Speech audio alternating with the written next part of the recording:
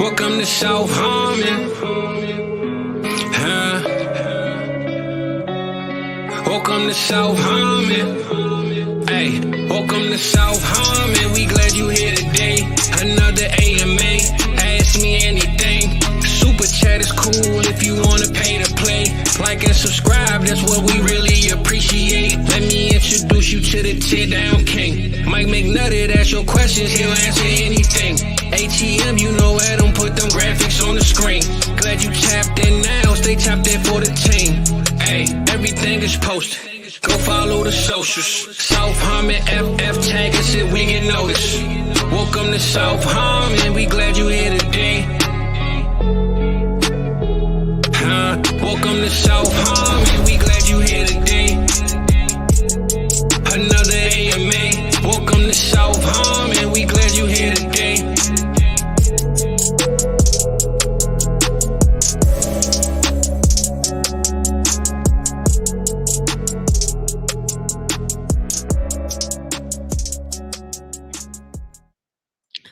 What up? What up? What up? What up? What's going on? What up? What up? What's going on, people, man? How y'all feeling? How we feeling today, EV?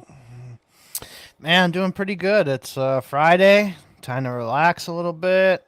Yep. Got SummerSlam tomorrow I'm going to, so excited for Look, that. I was gonna build you up for that, man, but I said, yeah, you know, you got that SummerSlam going on. Yeah. What you think, man? I ain't watched wrestling so long, bro. What's like the biggest matchups and what's going on with that, man? Oh, well, the main event is Cody Rhodes, who's a champion. He's going against probably somebody you haven't heard of, Solo Sikoa, who's Roman Reigns' brother, or not brother, Okay. Cousin. And he's kind of taken over because Roman Reigns hasn't been seen since WrestleMania. So he's kind of like taken over the family mantle kind of thing. And I think Roman's going to come back and cost him the match. So we'll see how that goes. CM Punk and Drew McIntyre, I'm looking forward to. That's going to be a really good one. That's going to be a fucking brutal brawl. Okay. I'm a big CM Punk fan, so he left, came back. He has a lot of history in Cleveland too, so it's kind of cool. Actually, the last wrestling show I went to was the show he walked out on WWE. So Okay. So now he's back and he's got a big match. So I'm looking forward to that. And a couple other good matches too. So. All right. So, who's your number one? Give me your top three. Top three all time. Yeah, I ain't gonna say number one. Top three all time. You say all time top three. I could go probably 10 or 20, but let's just go 3. Right.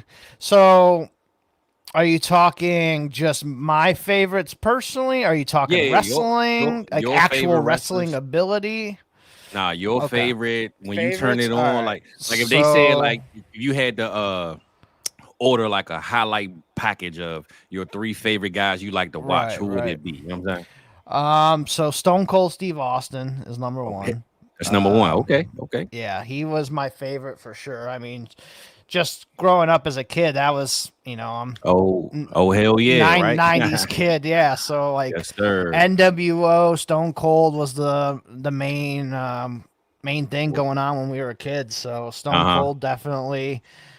You got to put The Rock in there too, man. The Rock was just amazing to watch. He's still amazing to watch. So I think I got to go with The Rock in there too. And then, man, that third spot could be a lot of people. Like I went through different phases of wrestlers I liked. Like I always liked the bad guys. I'm always the heel guy. I liked Triple H when he was a bad guy. I liked Randy Orton when he was a bad guy. CM Punk, Jeff Jarrett back in the day too when he was with NWO and then he went to TNA. So I'd probably say CM Punk would probably be my third if I had to go on that list. So Stone Cold, The Rock, and CM Punk would be my 3. Okay. All right. Cool. Yeah, bro. Like I said, I'm not up to date with what's going on currently, but I can definitely tell you right now, man. Number 101, Shawn Michaels, man. The Heartbreak Kid. Yep. That's my guy, man. I was, if we did like actual wrestling, like wrestling ability, I think he would be my top 3. Yep. I'm just a sexy boy. You know what I'm saying? Hey, that was my dog right there, man. Yep. Shawn Michaels was the ladies' man. He also, give you that work, man, in the ring. So I would have to go with Shawn Michaels. I just miss I wish he was in that DX era. He started it, and then the he was in some rough shape. He was. When he I mean, when you he can see the came effects back. of it now.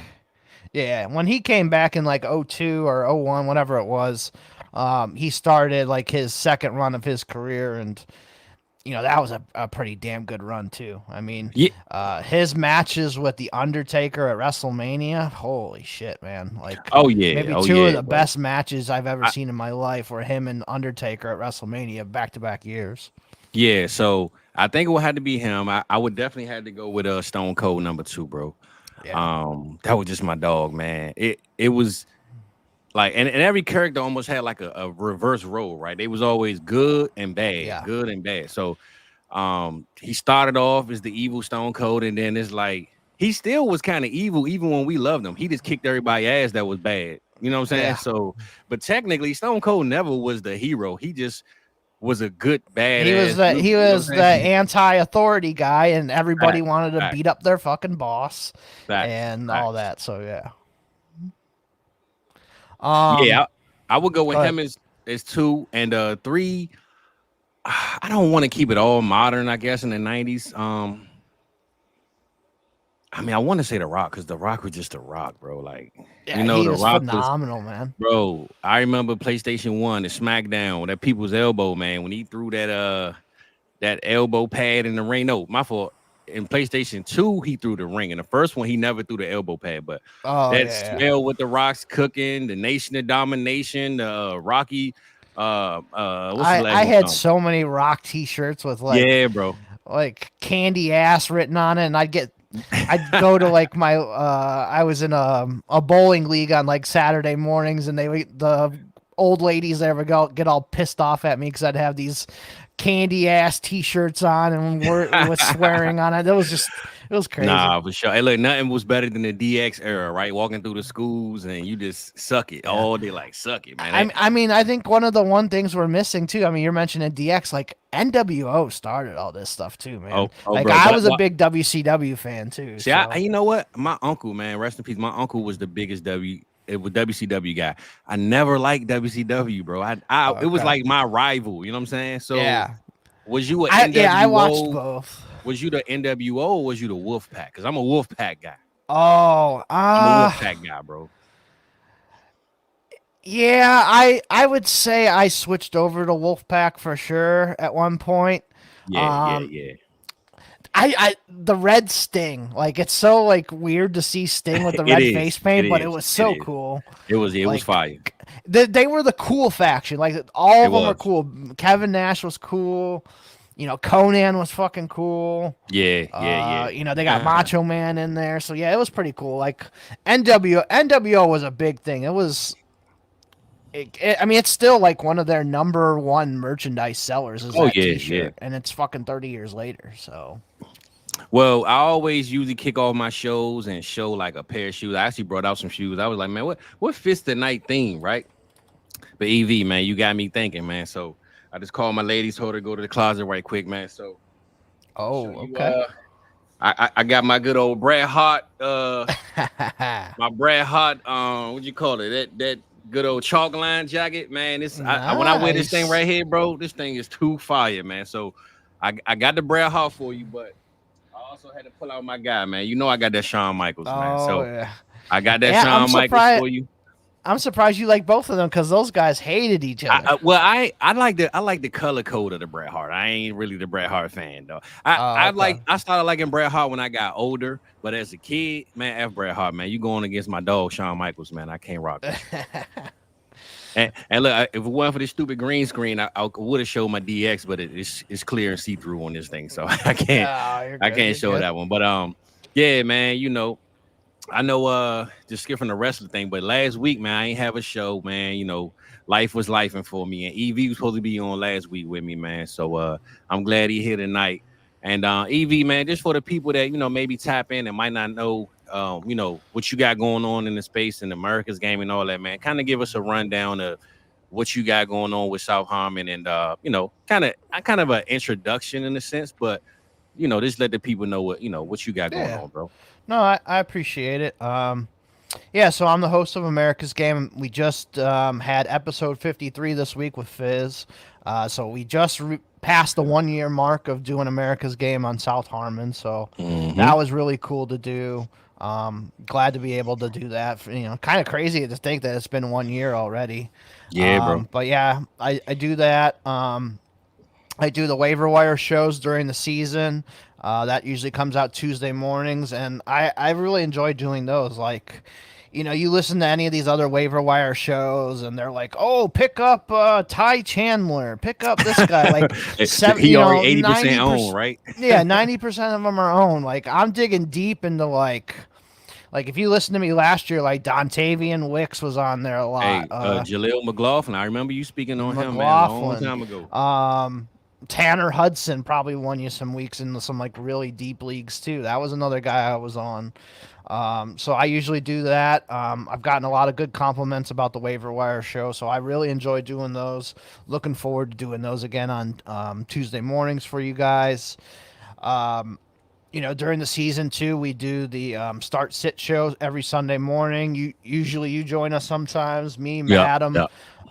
Mike, obviously, really enjoy doing that on Sunday mornings with you guys too. We have a lot of fun usually, so that's really good. But yeah, that's kind of all I'm doing right now. I'm in 50, 60 leagues, man.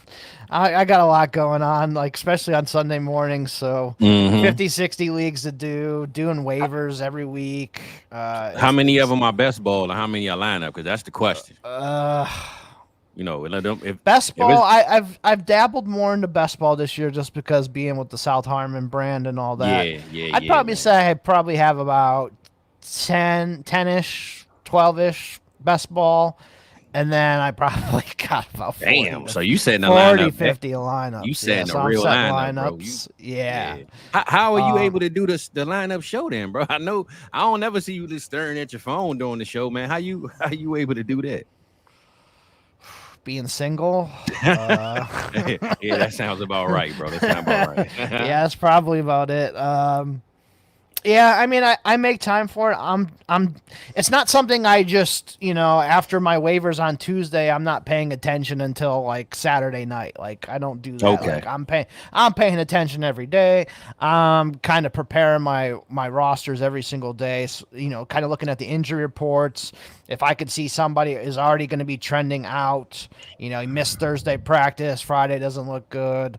I'll make some moves there and kind of keep up on it. So that way, when it comes to Sunday morning, I'm not scrambling and it's taking me 4 or 5 hours to, do rosters or anything like that. Yeah. Nah, for sure, man. That makes sense. So, yeah, like I said, man, I'm glad my boy EV here tonight, man, because I know he, like, America's Game says it all, right? So that let me know you like the history of the game and, like, even the intro. I don't know, for those that don't know, I made the intro for the song. I don't even have my own intro yet, but I definitely hooked my boy up, man, with a fire intro.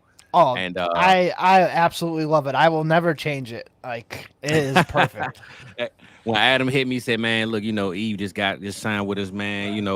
We trying to get him right. I said, look, I got the right one, bro. So yeah, I'm glad we got that out the way, man. Let me see what Eve, what you got there. Yeah, I know, DB. I'm working on it, bro. Listen, I'm working on it, man. I got Matt and Cody coming up next, man. So I'm gonna get it right, bro. But yeah, like I said, man, I figured, with my boy E, man, he loved the history of the game, and I mean, he just a student of the game in a sense. So I knew it was no better show to invite him to, but one where we talking about the legends, man, the greats, and with it being Hall of Fame week and the Hall of Fame game yesterday and all that good stuff. I really want tonight to tap into Hall of Famers that we love to see that play, 12, 11, 13, 15 seasons with one team. And then, like, right towards the end, they went somewhere else. And it was like, you know what I'm saying? Like, what is going on? This guy does not belong here. Or, in Tom Brady's sense, hey, it worked out. You know what I'm saying? So that's the basis of the show tonight. And before we get into that, though, E, did you watch the game last night? I watched bits and pieces. I missed like the first quarter or so, but I did watch a couple of the touchdown passes, like Brett Rippon played really good last night, which is hey, bro, shocking I'm to not me. gonna lie, he definitely did. I said, hey, okay, Brett. Yeah, Hey, he I looked a lot even better went on than he his ever Instagram has. today. That let me know. I said, damn, I'm going on Brett Instagram. See what's popping, man. I went on the IG. That let you know he was cooking. Yeah. Yeah, Yeah, I so mean, I watched a little bit of it. so any takes? I mean, like I said, I know you're not waiver wire digging, but if it's any takes from last night from just anybody, like it could be, you know, it could be the referee. You know what I'm saying? Is anybody that you saw last night that you was like, I would say I don't know if I'm picking him up because he's probably like the 5th or 6th on that team, probably the 5th. But Colin Johnson, man, that guy played pretty good last night. I mean, he's had some really bad injuries in his career. I think he might have had an ACL, maybe an Achilles too. I don't know, but I know he's had at least an ACL. He was a former Texas, standout wide receiver at Texas. Got drafted late. Never really, had a big year in the pros or anything, but always a guy that's had talent. He's made some plays before, so I always liked him. He's bounced around from team to team to team though, but I thought he had a really good showing last night. He should probably be their wide receiver 5. Okay. My biggest take was, man, my boy Cam Akers came and scored a touchdown. Yeah, man. Cam Akers. Yeah, that's my guy, man. And to see what he's been going through his career, man, it's like, damn. And even when he's with the Rams, I felt like it was a great fit. He was everything, and then it's like him and McVay just had a battle, man. I don't know what it was. They just couldn't get along. But one week McVay like, this is our guy. We gonna feed him, 30 rushes a game, and then the next week, yeah, man, Kyron Williams coming in. Like it's like his downfall went from stock up to like 1 week, boom, Kyron Williams just took off, and it was like, damn. Well, I remember that because it was the year after they won the Super Bowl. Yep. They played Buffalo on the opening night game, and Adam Schefter came out with a tweet before the game that said, "Hey, Kyron Williams is going to be a big part of this team. Watch out." And Kyron Williams got hurt his ankle on the opening kickoff. He was covering a kick or whatever it was. And he was supposed to be starting over Cam Akers that game. He was going to go in and play. So what game? Then they play Seattle. The game that was that the Kyron game? Well, that was last year. Yeah. Okay. That was last. This is I'm talking Kyron's rookie year. Okay. I got you. Yeah. This is Kyron's rookie year. Okay. And then last year was the opening game against Seattle, and everyone thought, oh, it's Cam Akers. Akers. Bro, Kyron's coming back. Team, but I remembered in my head, I'm like, I remember that Adam Schefter tweet that Kyron Williams was going to be like the guy. And I had a ton of Kyron Williams. I picked him up off of waivers. I drafted him late in a lot of leagues, and it definitely helped me big time last year. Won me some leagues for sure. Yeah. The one thing with Akers and a guy like Dobbins too, like one Achilles tear is usually like the death nail for any running back. And those are my two favorite guys, by the way. But right. Continue, bro. I'm sick. So for me personally, like I just cut you out. If you get an Achilles tear, I'm done. Yeah. Sorry. Yeah. Cam's had 2 now. Like, I'm not like anti Cam Akers. Like I want him to have actually come back and do good. But for my fantasy teams, I'm not taking you. J.K. Dobbins, same thing. Like all these positive things can come out about you, but no one other than Deontay Foreman, who's not really like that good. He's come back successfully, but it took like 4 years. To do it. With these Achilles tears, like I'm out. Like I'm not drafting him in best ball. I'm not drafting him, period. Like I think I have out of my like 50, 60 teams, I think I have 1 Dobbins that I took over that was from an orphan. That's it. I don't have any Akers and 1 share of Dobbins. That is it. Well, the only good thing for Dobbins is he doesn't have a clear path in front of him as far as RB1. I mean, Gus should be the RB1, but it's not like so clear that he can't interrupt that, right. Yeah, he's got an opportunity if he proves that he's healthy. He might be healthy for like a month and a half, but then he's gonna end up getting injured. Like come on, Evie, don't speak that on him, brother. Don't speak. It's just how it is. I'm with you. But I look at Cam Akers too, right? I'm with you on the re-injury thing, but Pierre, I was about to say Damian Pierce. I was about to say Pierre Thomas. Right. Damian Pierce isn't a threat, right? And Joe Mixon isn't young either. Like Joe Mixon can go out there week 1 and just say suffer an injury. I'm not saying Cam Akers will be a guaranteed RB1 the rest of the season, but I'm just saying for Dobbins and Akers, it's an opportunity for both of those guys to, if they both make the team and solidify their position, it's an opportunity for them this season to at least stick around and give us some 7-point weeks. You know what I'm saying? Yeah, I'm letting somebody else roster that problem. Yeah. I'm not lobbying to go draft them. I'm just saying, for real, I'll let somebody else roster that problem, and I'll take somebody that's actually is healthy. Nah, I'm with you, man. So on that note, nobody go pick anybody up from last night. Pretty much is what we're saying, right? Yeah, the Hall of Fame game is just so worthless. It is. And look, it was so worthless that the rain God said, man, turn this off, man. I'm pressing the rain button in this garbage now, right? Right.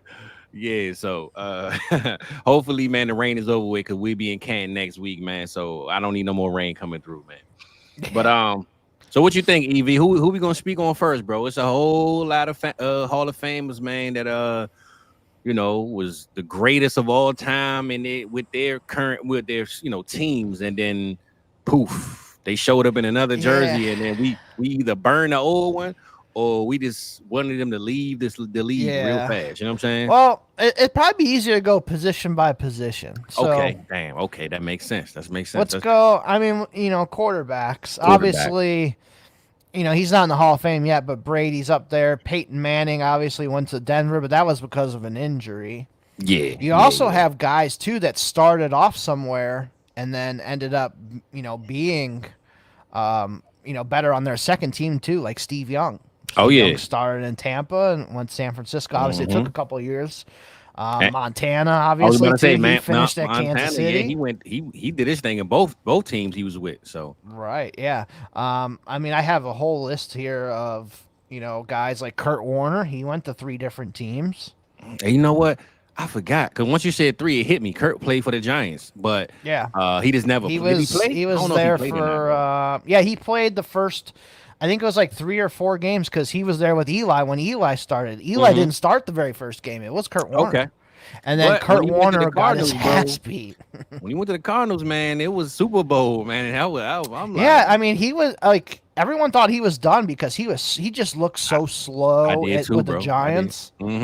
Yeah, and they drafted Matt Leinart too. So that was Kurt Warner and Leinart. Leinart's got the start there, and then Kurt Warner, he took it on there.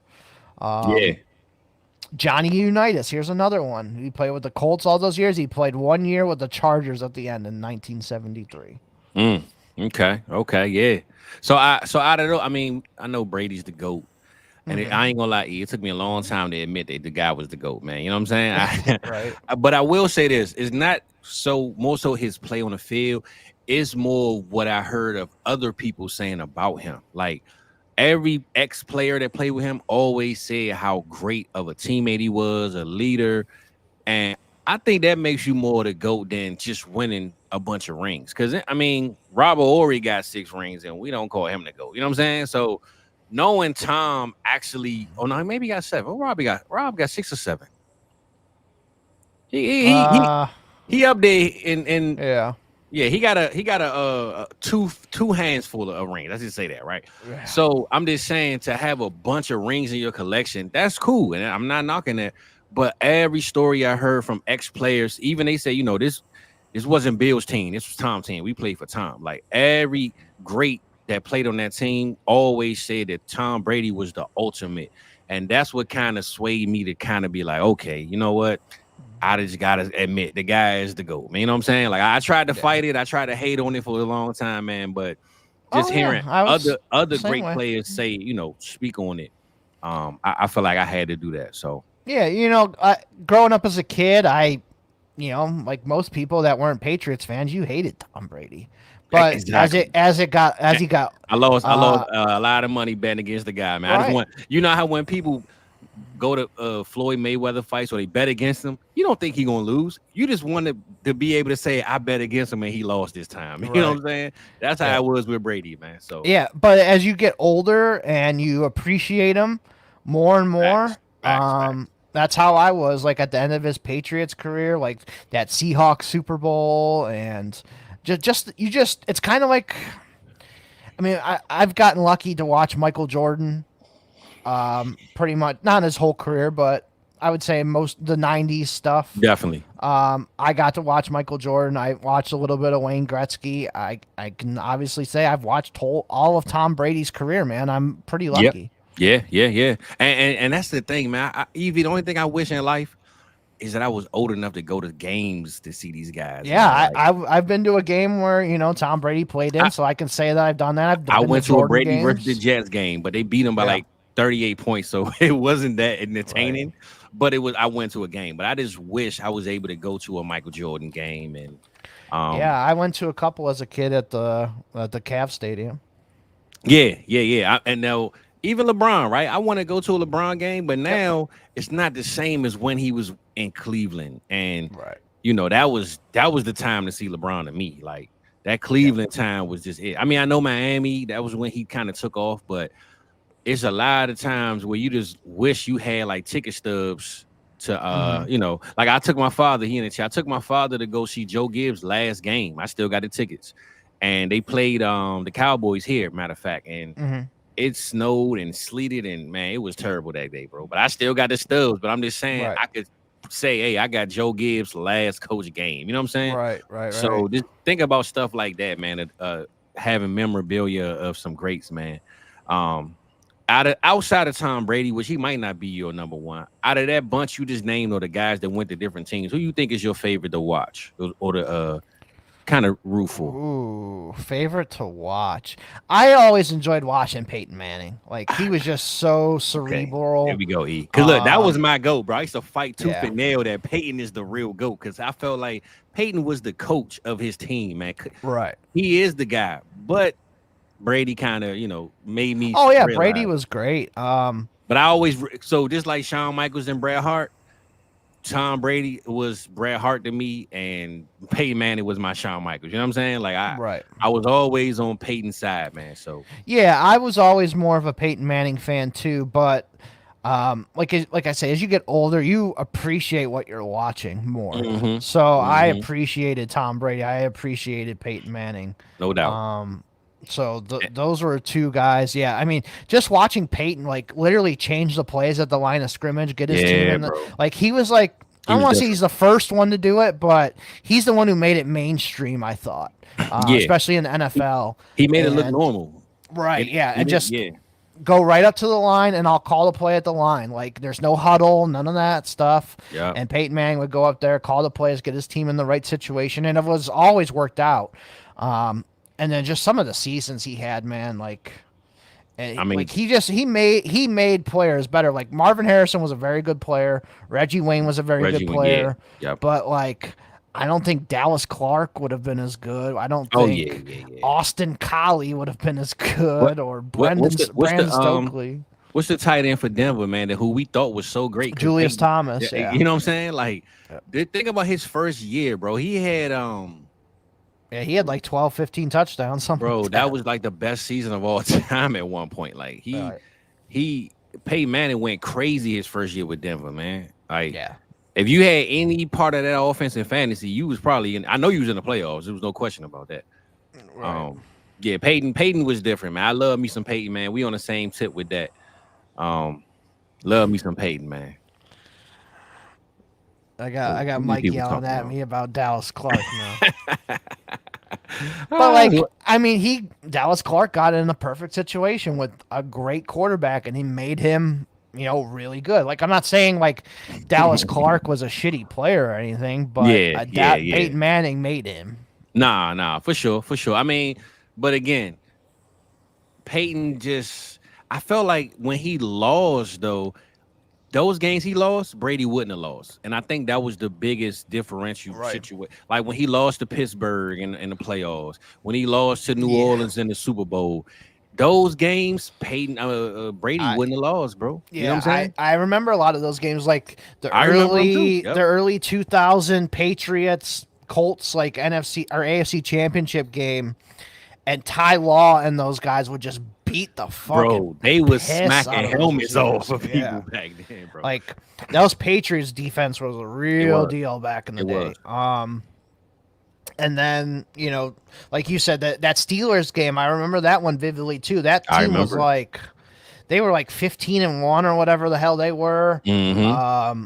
And Pittsburgh that was the year Pittsburgh was like the 7th seed or the 6th seed, whatever it was at the time. Yeah. And Roethlisberger made that game-saving tackle to save it. And then Vanderjagt shanked that field goal. Yeah, man. 300 feet. That's what I'm saying, bro. It's like when you compare the two, as much as I wanted to root for Peyton, I get it. He lost to Brady a lot. And I call a lot of that because of the defense, because that defense was crazy. But when you take away the Tom Brady versus Peyton games, when you look at Peyton when he played Seattle and Denver, that was one of the worst Super Bowls I ever seen in life, bro. Like Seattle was up like 40 points at halftime, bro. It was ridiculous. Like, Tom would have never, like, that would have never happened in a Tom Brady era, bro. And I believe that was the separator for me to say, you know what, Tom got it this time. Like, as much as I want Peyton to have this fight, this argument, Tom got it, bro. Because Tom wouldn't have never lost these games or lost that way, the way that Peyton went out, man. So, and what are the odds that his baby brother beats Tom twice, right? That's a hell of a story right there. Where's the 30 for 30 at, man? We need a Peyton versus Brady 30 for 30. I mean, not Peyton, Manning's versus Brady. Like, you know what I'm saying? Peyton and Eli versus Brady, man. That's a nice little documentary. Yeah, absolutely. So, I mean, so we done with the quarterbacks. What you think, man? You want to move on? Or? I mean, we're good with the quarterbacks. I think. I mean, there's so many other positions, so we can move on. Yeah, it is. It is. What you think? So running backs, man. I don't know if y'all saw the thumbnail, but I got my boy Emmett on there. He know damn well he wasn't supposed to be in Arizona, man. That was the worst. That was the worst thing I ever seen, man. I was sick to my stomach watching it, man. Yeah, I mean, you know, that was pretty much the Joneses, you know, thing, making him move on basically. And, and going on there. Man, I'm trying to think of some other running backs that were that were on here. I'm kind of just going through this. So LT, he went to the Jets there at the end of his career. Damn, he did. You're right. How about this one? Only happened for one season. Thurman Thomas played for the Dolphins in 2000. Okay. That's another one that I remember it now that I think about it in my head, but I don't remember that. Yeah, I don't remember that at all, bro. But now I'm like, oh, okay, I remember seeing him in that uniform and all that. Yeah, this is a good one right here. I mean, he's not a Hall of Famer yet, but the AP leaving the Vikings was really tough too, man. That AP. He played for a couple different teams. He did, and it was crazy because he actually was pretty good when he played here in Washington, man. But he just got hurt, and then he went to Detroit because remember they had him. Bro, I'll never forget. They had him starting over DeAndre Swift. And I remember Swift had all the hype that season. And even Swift was the better player. And, he had the catches. I don't know why they started AP. And I love me some AP. But, man, AP, man, he might still run today. Dallas need to sign him, bro. I mean, hey, we got a bunch of different running backs. Right. Who else we got, though, EV? How about this one? O.J. Simpson played for the 49ers for 2 seasons. He did? I don't even remember that. Bro, I do not remember that at all. No, I don't either. I'm just kind of going through some more here. Orange juice or something, bro. I don't remember that at all. John Riggins, speaking of Washington, he played for the Jets and Washington. Pops, where you at, man? My father, he damn sure would have brought that up. I ain't hear that. Oh, yeah. Oh, okay. It's a good one right here. I see you, Will. I like that one. Eddie George at Dallas. I forgot Eddie George was Eddie George. He played for another team, too. And obviously, that's one of my favorite players, so I'm going to look it up. I forget. He was in Dallas. He was in Dallas in the worst times, though, bro. We had, like, nothing going on when he was here in Dallas, bro. I thought he played for somebody else, too. But, yeah, he played 1 year with Dallas, and that was in 2004. I thought he played for another team, too, but it must have been somebody else I was looking up. Okay. But yeah, I remember that he played that 1 year there for Dallas. Love Eddie George, one of my favorite players. Well, he's not a Hall of Famer, but no. About Jamal Charles, man. Jamal Charles left the Chiefs and he went to the Broncos, right? Didn't he play for the Broncos 1 year? I want to say Jamal Charles went to the Broncos. Yeah, he played somewhere else too. I can look it up. But hold on. I want to say Jamal Charles hit the Broncos. Now he's not a Hall of Famer, but he was one of those guys that I love. He played 1 season with Denver, and then he played 2 games with Jacksonville the year after. No, I definitely don't remember that. Yeah, the Jacksonville one, I don't think he wants to remember it either because he had 6 carries for 7 yards. Yeah, bro, I don't remember that at all. What the hell? No, I don't remember that one either. Let's see what other running backs we got. J.I., what's up, man? Appreciate you, bro. Curtis Martin had 2 good years, Patriots and Jets. He had a pretty good career with both of those. That's another good one. Okay. I'm trying to think because I don't want to just I guess it's kind of hard to strictly stick with just Hall of Fame guys in a sense, but yeah, I can find some good ones here. Who else Jerome Bettis played for, bro? You got me thinking, man. Hold up. Bettis was with the Rams and then the Steelers. Oh, okay. I remember the Rams. Yeah, he started his career with the Rams. You're right. I don't think the Rams days count. Do they count though? I don't remember those. Yeah, days. he was fucking good with the. I don't remember those days. I might have been too young. I don't remember those days, man. Edgerrin James, he played with the Colts, the Cardinals, and then he played 1 season with the Seahawks at the end. I remember the Cardinals. Yeah, he played 1 year with the Seahawks. What about CJ2K, man? CJ went to the Cardinals. He was fire, man, that 1 year. I remember. Yep. You remember that year, E, when he went to the Cardinals and nobody drafted him? Yeah, nobody wanted him. I remember I picked him up on free agency, and the man had 900 yards that year, bro. That was crazy. I like this one. Shady was the dog in Buffalo, bro. Yeah, Sean.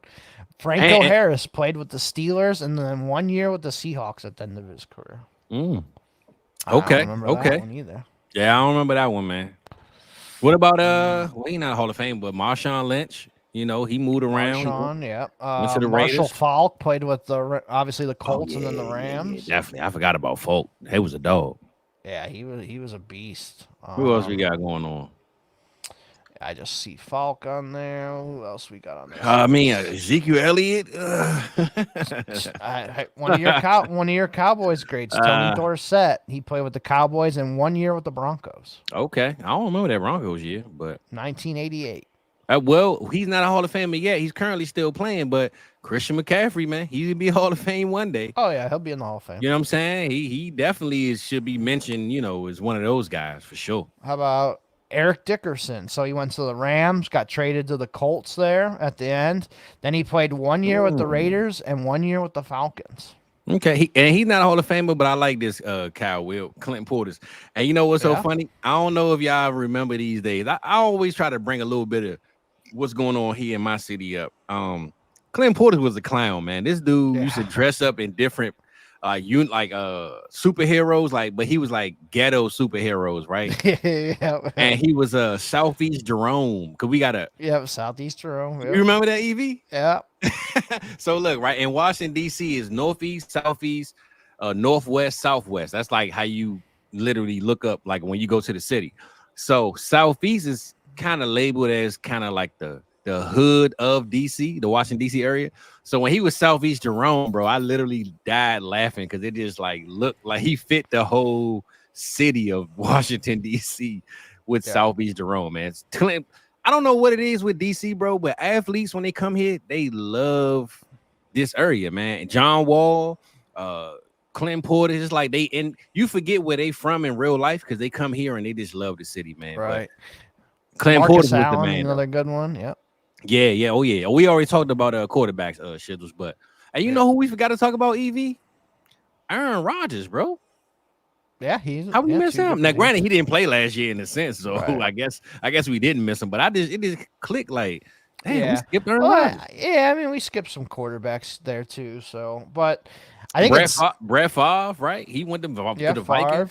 Had the 3 different teams. What was that? He had the Jets. He had the what you call it? The the bounty on them. He had to, that was with the Vikings. Yeah. And that was the year that they beat us, bro. Tony Romo lost to the Falcons, bro. Oh my goodness, don't get me started. You bringing back memories, man. Shizzles, bro. We already went through all these quarterbacks, bro. We on a different position, man. Get out of here.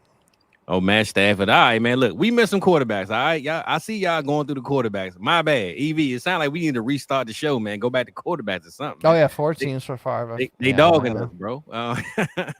Any more running backs coming up, man? As you think of? No. I mean, I was just kind of going through the Hall of Fame list here, but okay, man, there's definitely a lot of ones that aren't in the Hall of Fame that you could definitely go through. Yeah, that's why I said it's kind of hard to just only go Hall of Famers because there's so many great players, man. Regardless if they ever get nominated, they definitely are great players. Right. So receivers, it's 50 billion receivers, bro. It's not the receiver position not even fair, right? Right, yeah. I mean, you have Randy Moss and Jerry Rice on the thumbnail, and those are probably 2 of the biggest ones.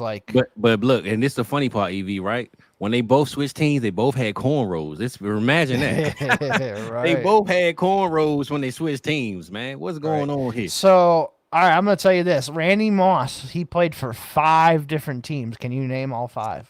Okay. Minnesota. Yep. Tennessee. Yep. The Raiders. Yep. The Patriots. Yep. One more. The 49ers. There you go. Come on, bro. Come on now. I love me some Randy Moss. That's my dog right there. That's a good one. How about Jerry Rice? Jerry Rice. He played for 49ers, Oakland, 3 different teams. Yep. And then technically it's 4, but he never made it to the regular season roster. But he was on Denver's. I don't remember that one. Yeah, he was with Denver in training camp the year after Seattle, but he retired with Denver technically. Okay. Well, I mean, I'm a receiver guy, bro. So. Oh yeah, I'm not gonna sit here and say I can answer every question, but when it comes to them guys, I'm on top of that, man, for sure. All right, let's see if I can get you some more. Come on, come on, wide receivers. Come on, now. I ain't got nothing open, so I ain't cheating. Let people know. Man, I mean, like you said, there's so many wide receivers that. I mean, because somebody got T.O. That's my favorite. That's my guy right there, man. Yeah, that's my dog. I used to like T.O. and then he left the Eagles and I didn't like him so much anymore.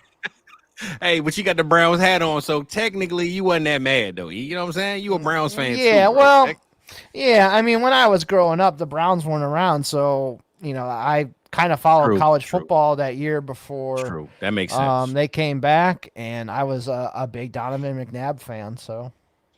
Yeah, but T.O., man, listen. Even when he was in Philly, I loved him. I'm not gonna lie to you, man. I just love.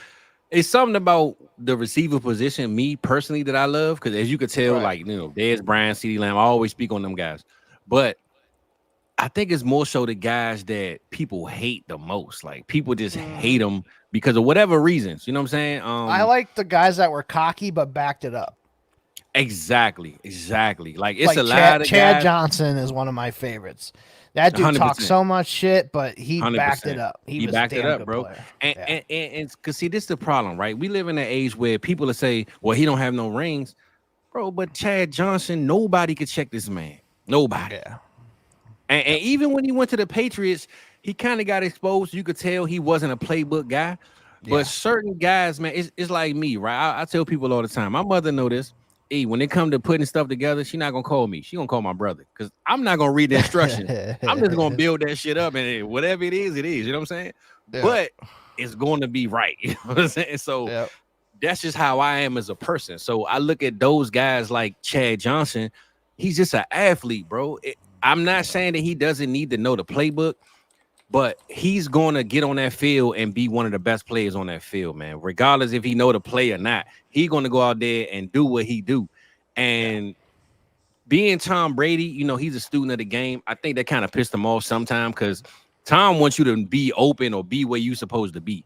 But at the end of the day, man, we can't keep knocking great players for not winning rings, man. I hate them only win a ring people, man. I get so tired of that crap. Right.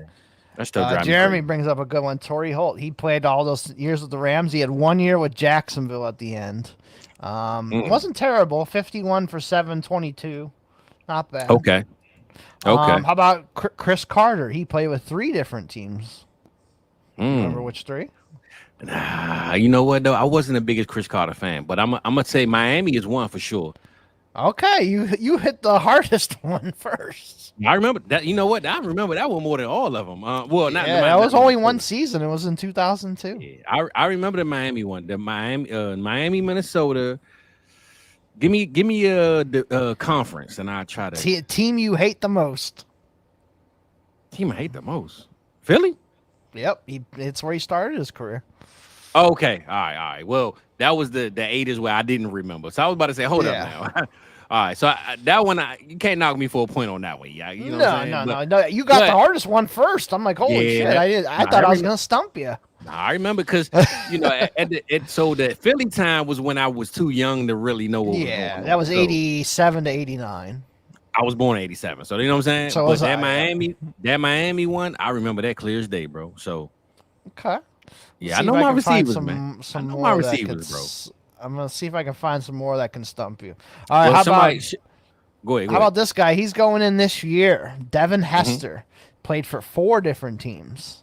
Oh shit! Now that's the one you got me on. Let me see, because technically he wasn't like a great receiver. He was a specialist. I remember the first 2. The last 2. He played cornerback and everything, right? He switched up a couple times. Wide receiver, returner. So you kind of tricked me, man. He wasn't a receiver in a sense, but of course the Bears, right? Yep, Bears. Did he play for Atlanta? Atlanta, yep. Okay, Atlanta. And the last one he split with 2 different teams this year, so he must have got cut and then signed by. So what was the? Give me a conference, then I can kind of. One was AFC, and then the other one was NFC. Oh, all right. Give me a division then. 2 opposite coasts. One was the AFC North, and the other one's the NFC West. Okay, NFC West. I'm gonna say I don't even remember, bro. I'm gonna be guessing if I said it. So he played for Baltimore and Seattle in 2016. No, I would have never guessed that, bro. Never. And I don't even remember that. It was I would have never guessed. So I would have been lying to you, acting like I knew. I remember that. I don't remember. Yeah. How about another one going in this year? Andre Johnson played for 3 different teams. Okay. Well, we know Houston, Tennessee. Yep. And. Give me a conference, bro. I don't remember that other team. Same division. Same division? Oh, it was the Colts.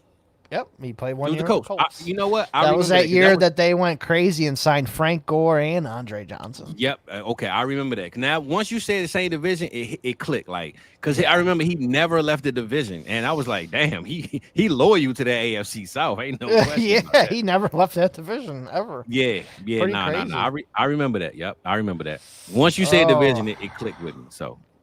Yeah, let's see if I can find another one that can stump you. Well, I saw one.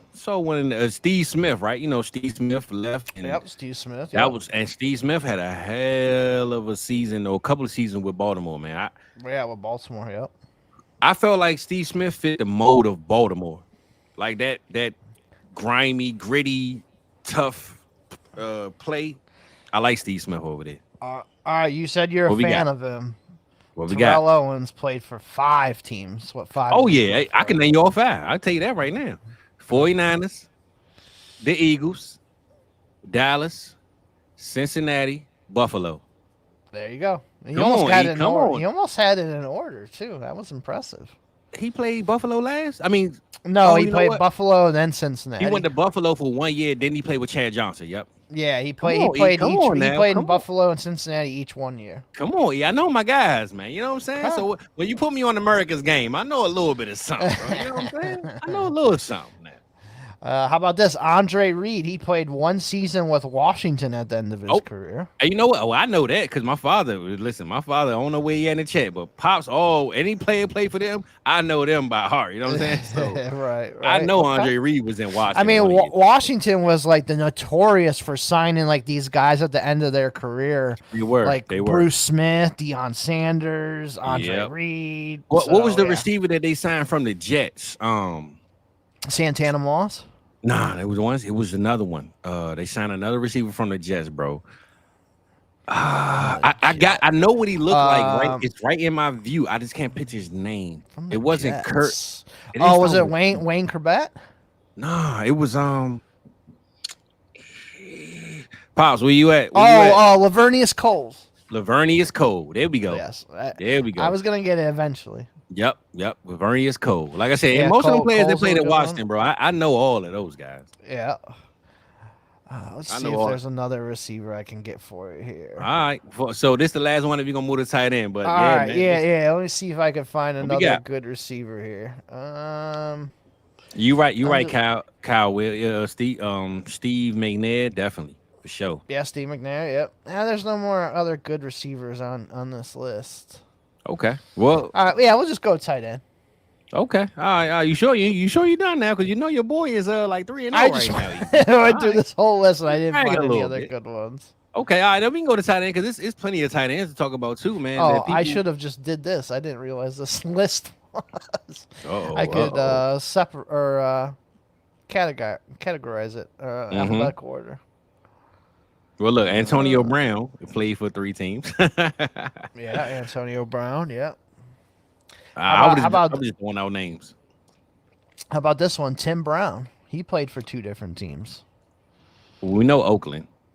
Yep. And I think you got me. E. Hold on. Give me a conference, and I can tell you. It was NFC. Think about his coach. I'll give you that. Hold on. Nobody write in the chat. You said think about his coach. Yep. Who do you have in Oakland as his coach? It wasn't Tampa, was it? It was Tampa Bay. He played 1 year with Tampa Bay. There we go. But once you say coach, it kind of like clicked. Like, okay, there we go. Here's another one I don't remember. Isaac Bruce. He played his last 2 seasons with San Francisco. Nah, I don't remember that at all. Yeah. 08. I'm not even gonna sit here and lie to you like I do. Yeah, we know. Well, with Brandon Marshall, I don't know if he's a Hall of Famer but he was a great player with the Bears, man. Listen, I'm a Jay Cutler guy, man. I know people hate him, man, but any guy that look like he smoked cigarettes on the sideline, I rock with, man. I love me some Jay Cutler, man. That's my dog right there. I still don't see how he didn't throw for 4,000 yards, but you know, there's only 9 tight ends in the NFL Hall of Fame. Well, Jason Witten will be there soon. Yeah, I mean, all these modern day guys are gonna get in just because. Yeah. But Evie, you gotta remember, the tight end used to block a lot, though. Yeah, you know what I'm saying? I mean, the last today's tight ends. I mean, I think. Well, if you think in Dynasty right now, the top 5 might be Hall of Famers at some point. I mean, the last 2 modern day tight ends are Shannon Sharp and Tony Gonzalez. Yeah, and again, I think if you look at the times now. If you go to Dynasty or Fantasy, the top 5 might be Hall of Famers: Mark Andrews, George Kittle, Kelsey, Gronk will definitely be. Antonio Gates should have made it this year. It's bullshit that Antonio Gates didn't make it in this year. Yeah, so I think those were the times where they was just, receiving. I mean, blocking. Like they didn't respect the game for catching tight ends. So. Right. Jimmy Graham, he'll probably get into. You think so? Yeah, he was most dominant tight end there for a while. Like it was him and I think that him and Gronk. Seattle kind of made people forget about him though. You know how he had a major injury there. Yeah. He did, but you know how sometimes, man, you can have so much going for you, and you go to the wrong situation, and then people forget about you. And I think that's what happens to a lot of Hall of Fame candidates, is that people forget about them because the end of their career didn't go as well as the beginning. Yeah. I mean, but let's touch on the tight ends. I mean, we can even go on to the guys that's potentially going, because at this point, I mean, it ain't that many to talk about it, right? So right, yeah. I mean, there's definitely I mean, Tony Gonzalez switched teams, right? That Atlanta Falcons Tony Gonzalez was still good, man. People slept on that yeah. Tony Gonzalez, man. Yeah, he was good in Atlanta. How about your He was boy cooking. Jason Witten? He played for a team at the end of his career, 2020. Yeah, but he even had a bald head in Oakland, right? Yeah. He even cut his hair off and everything, bro. I wasn't feeling that one. I ain't gonna lie to you. No, Shannon Sharp switched teams. He went to the Baltimore. Baltimore. Yep, won a ring over there. Yep. Yeah, Antonio Gates played his whole career with San Diego and the Charge or LA. So that's a good one. Let's see. Obviously, Gronk's played for 2 different teams. Oh yeah. I mean, we know Gronk, man, first ballot, man. We know that for sure. Yeah, absolutely. Once he done partying, man, and all that good stuff. Let's see if I can find some other ones here. Kelsey's obviously played with his team. Okay.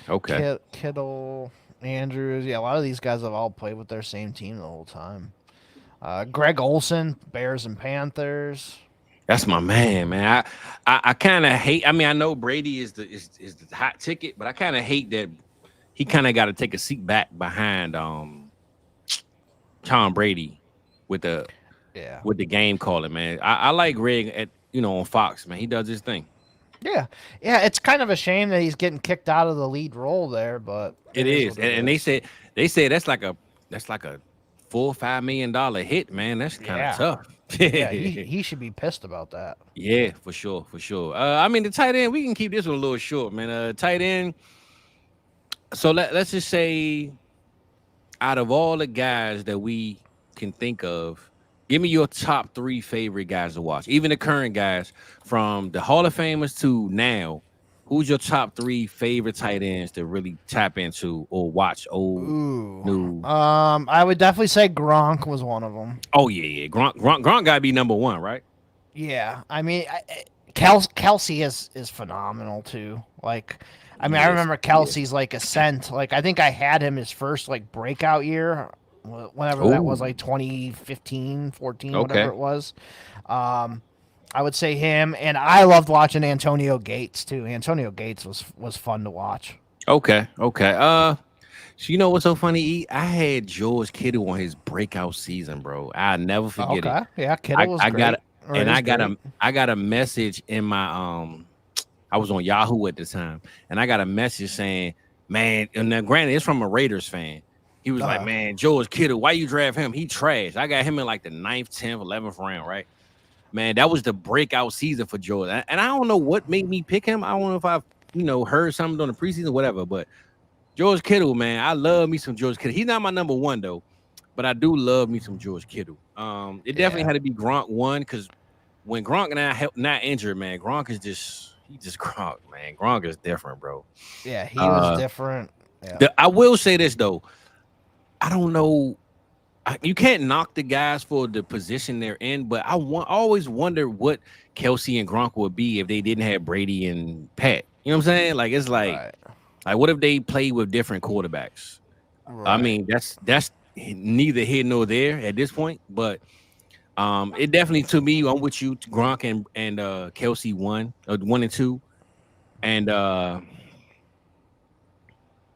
don't know, man.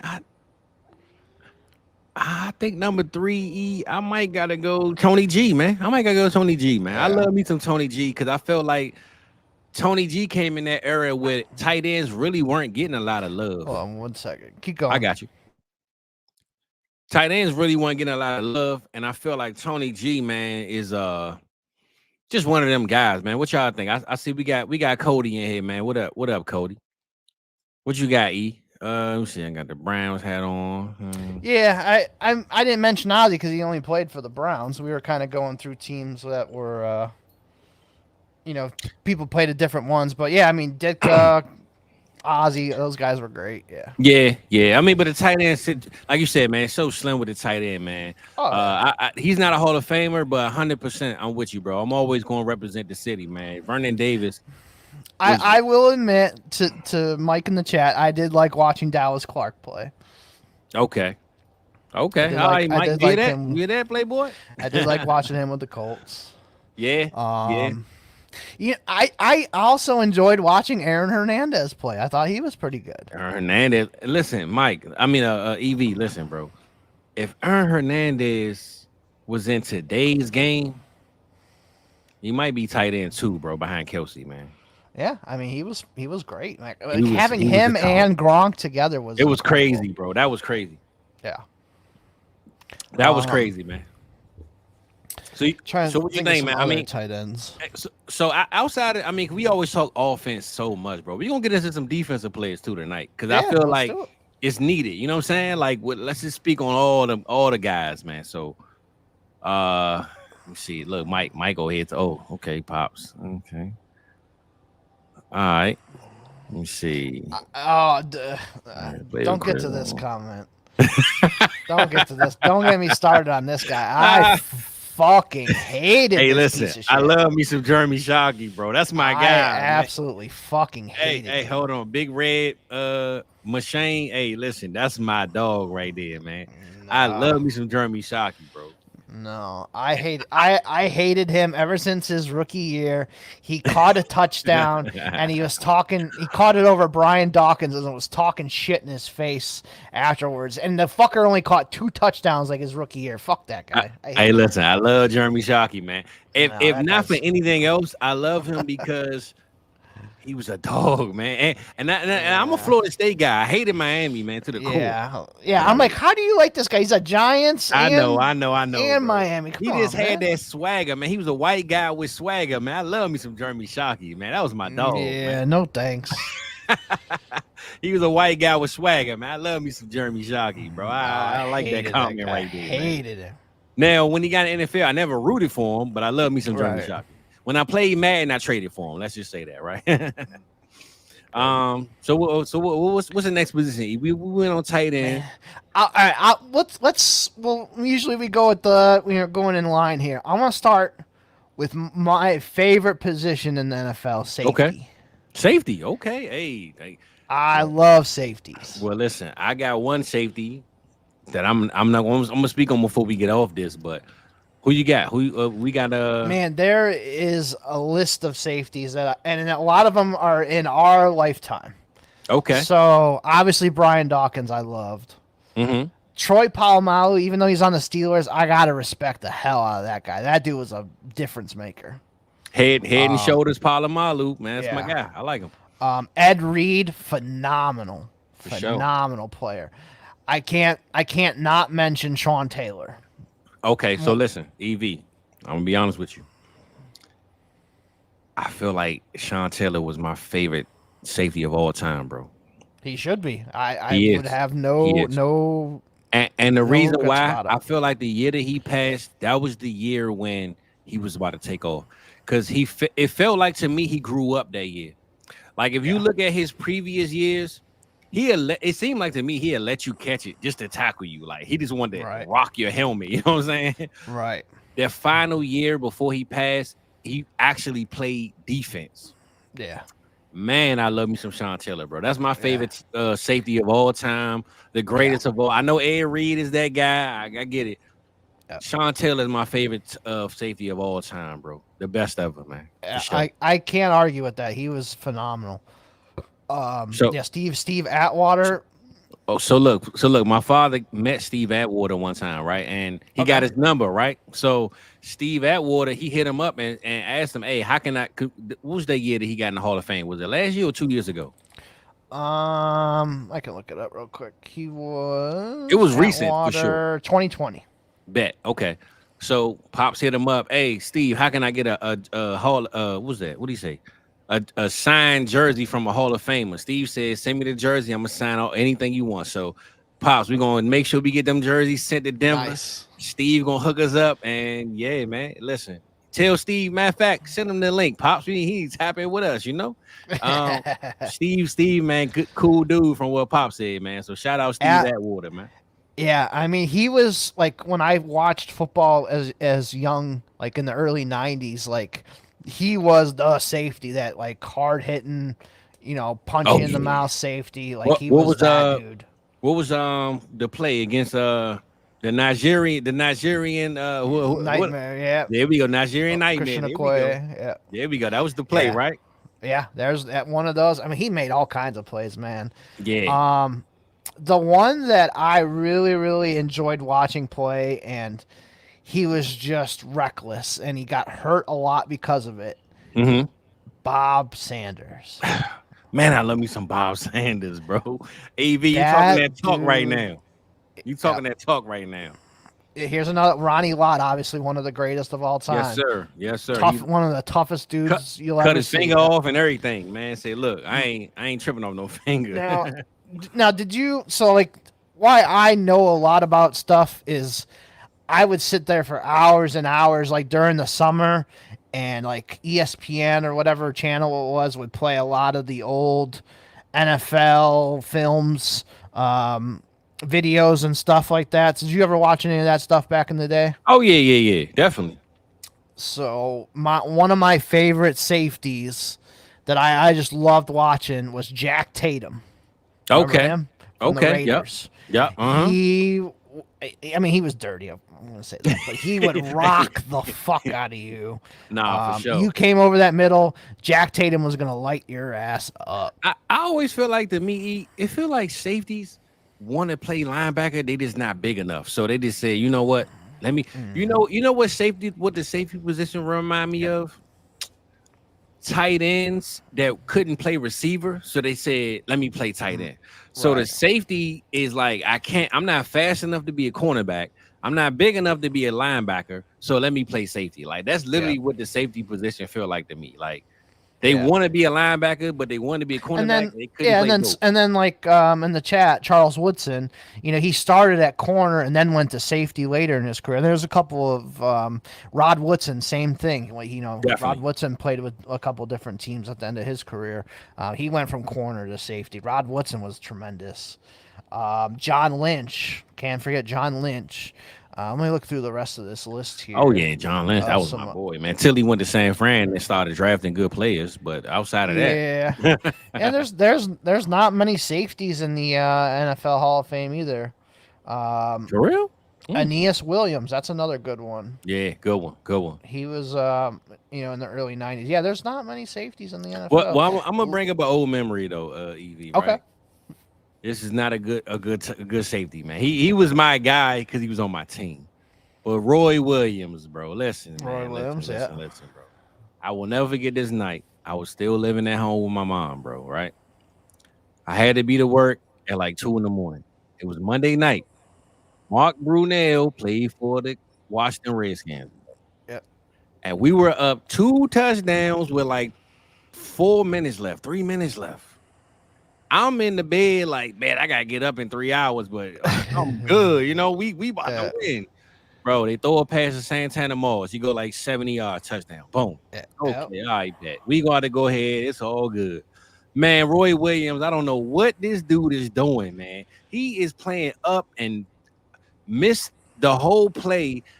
And I can't remember who caught that last touchdown, but the Redskins went up and scored on us, bro, and I was sick to my stomach because I had to get up in 3 hours. And I'm like, bro, I stayed up all night to watch us lose with 3 minutes left on the clock, and we have 2 touchdowns. Man, what is going on, man? Right. I wanted to mention my boy Roy, man, because that was my dog. That might have been my 3rd Dallas jersey I ever got. I had Felix Jones jersey, Roy Williams jersey. But man, listen, that Monday night, I think it was a Sunday night, Monday night game, because it was a primetime game. It was late at night.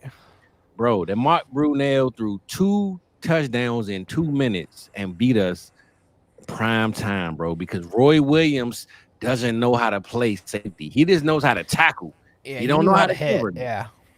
And I had to bring that memory up, bro, because my heart still hurt. It's still when I die, they're gonna find a hole in it because Roy Williams is right. They're gonna find a hole in it, man. I promise you. Let's try to think of some other safeties. So one, he was a decent player. I'll give him that. But do you remember from your Cowboys 49ers early 90s days? You remember Merton Hanks for the 49ers? Dude had the longest neck I've ever seen in my life. He would always do this weird dance where he did like a bobblehead thing, and like this dude had like the longest neck in the world. How about another one of your guys from the Cowboys, Darren Woodson? Darren Wilson. That's my dog right there. Yeah. Leroy Butler, he just went into the Hall of Fame for the Packers. Yeah. He was a good one. Man, I'm trying to think of some other ones. Yeah, man. I'm surprised that you said it's not a lot of safeties. I mean, I can't think of none on top of my head, but it's kind of no. I mean, I kind of have named most of them, and the other ones you definitely So I think the problem is though, some of the guys that you name, they didn't go in as a safety, but they played safety at some point in their career. Like some of the cornerbacks, they played safety, but they were cornerbacks in a sense. You know what I'm saying? Yeah, I mean, I can look at that list and see if there's any we're gonna move on to the cornerback soon. So I'm just saying, I think like guys like Charles Woodson, he might have went in as a cornerback, not a safety, but he played both. You know what I'm saying? Yeah. So they have Charles Woodson listed on there. They have Rod Woodson we talked about. Rondé Barber played a year or two at safety at the end of his career. Yeah, so I think that's what happened. A lot of guys moved to the position, but they actually didn't play safety through their career. All right. Should we move on to corners? Oh yeah, let's move on to corners. There's some damn good corners. But see, that's what I'm saying. I think that's why we lack the safeties, because there's so many cornerbacks that play safety towards the end of their career that they didn't get a chance to get nominated in the Hall of Fame as a safety. Right. So corners. Obviously, Darrelle Revis just went in. He was a beast. Champ Bailey. Love Champ Bailey. Obviously, Dion. Dion's the GOAT. Ty Law. Loved watching Ty Law play. How about this one? Can you name the 4 teams that Ty Law played for? It's tough right here. I know, the Patriots, of course. Yep.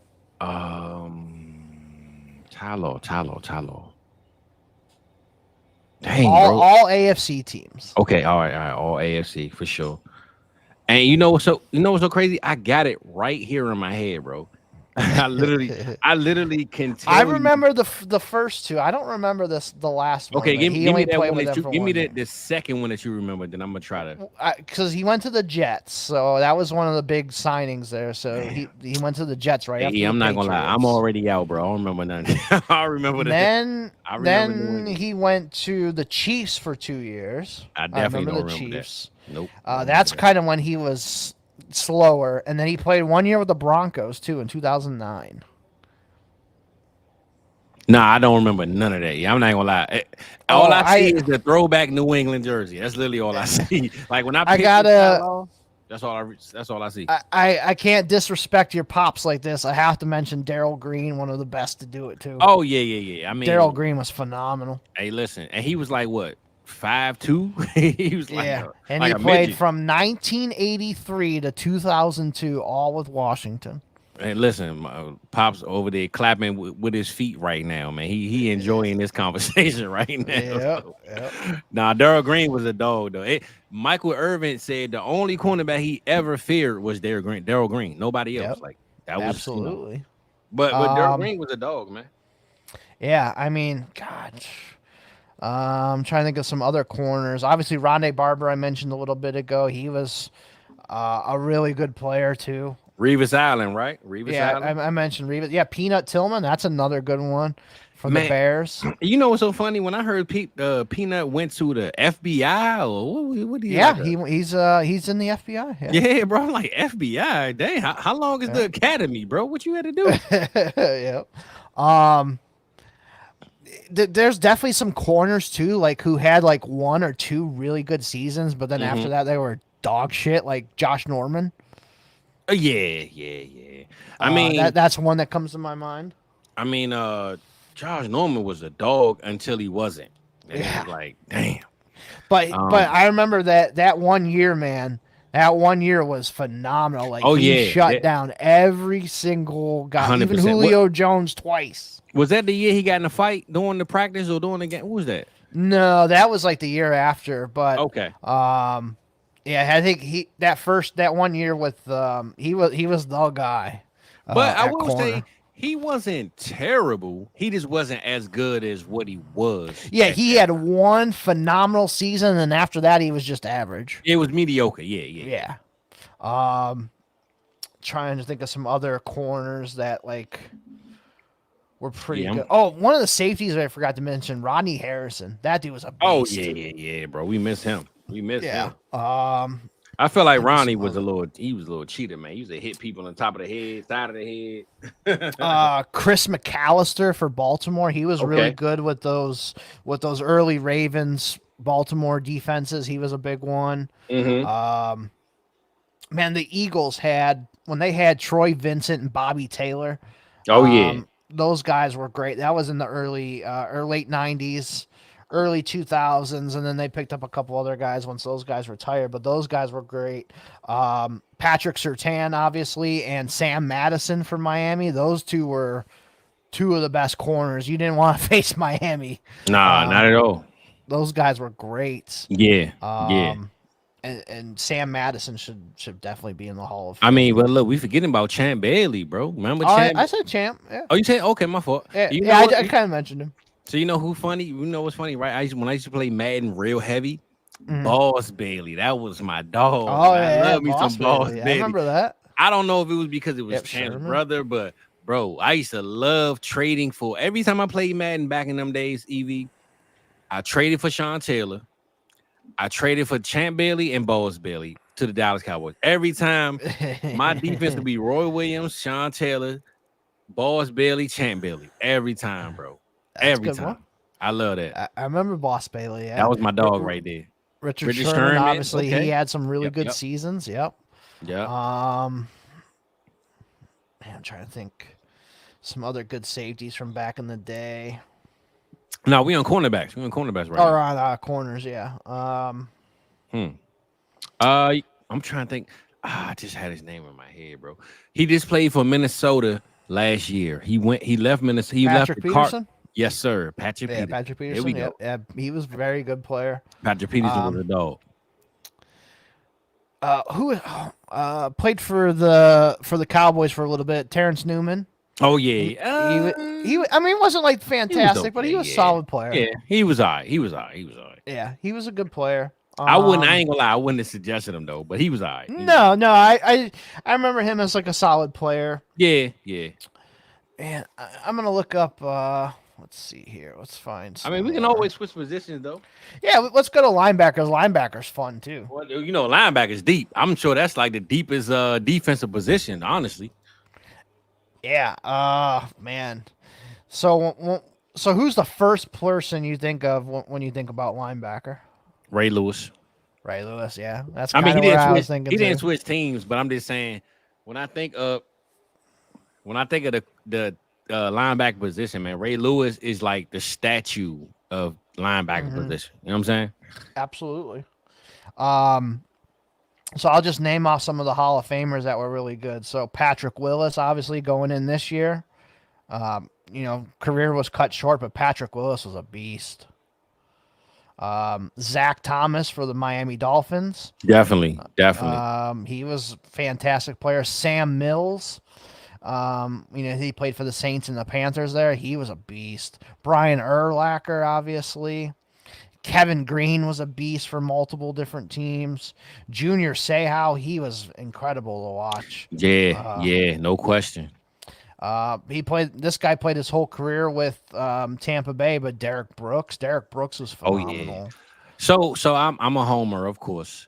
And actually I went to school with him. So Navarro Bowman, man, that was my dog, man. And he went to the Raiders, and I was so sick because I felt like he should have went to Dallas because we had Sean Lee at the time, and him and Sean Lee went to Penn State. And I was like, bro, please come to Dallas. And when he went to the Oakland Raiders, bro, I hit that man on Instagram so quick. I'm like, bro, come on, man. Come on now. Come on home, brother. Shout out to my boy Varro, man. He over there with the Chargers. He's the head coach of the linebackers, I believe. I mean, not the head coach. He's the linebackers coach. Linebackers coach, right? But yeah, I love me some Navarro Bowen, man. But yeah, Patrick Willis, right? You already said Patrick Willis, right? You say Willis? Patrick Willis. Yep. Derek Thomas. I love Derek Thomas. That dude was a freak. Absolute freak. LT, we got to mention LT. LT is one of the best. London Fletcher had two different teams, bro. London Fletcher. He was a phenomenal I feel like player. London Fletcher is the most disrespected greatest player in this league, man. Almost every year he led the league in tackles and any stats you want to name, but nobody talk about him. Right.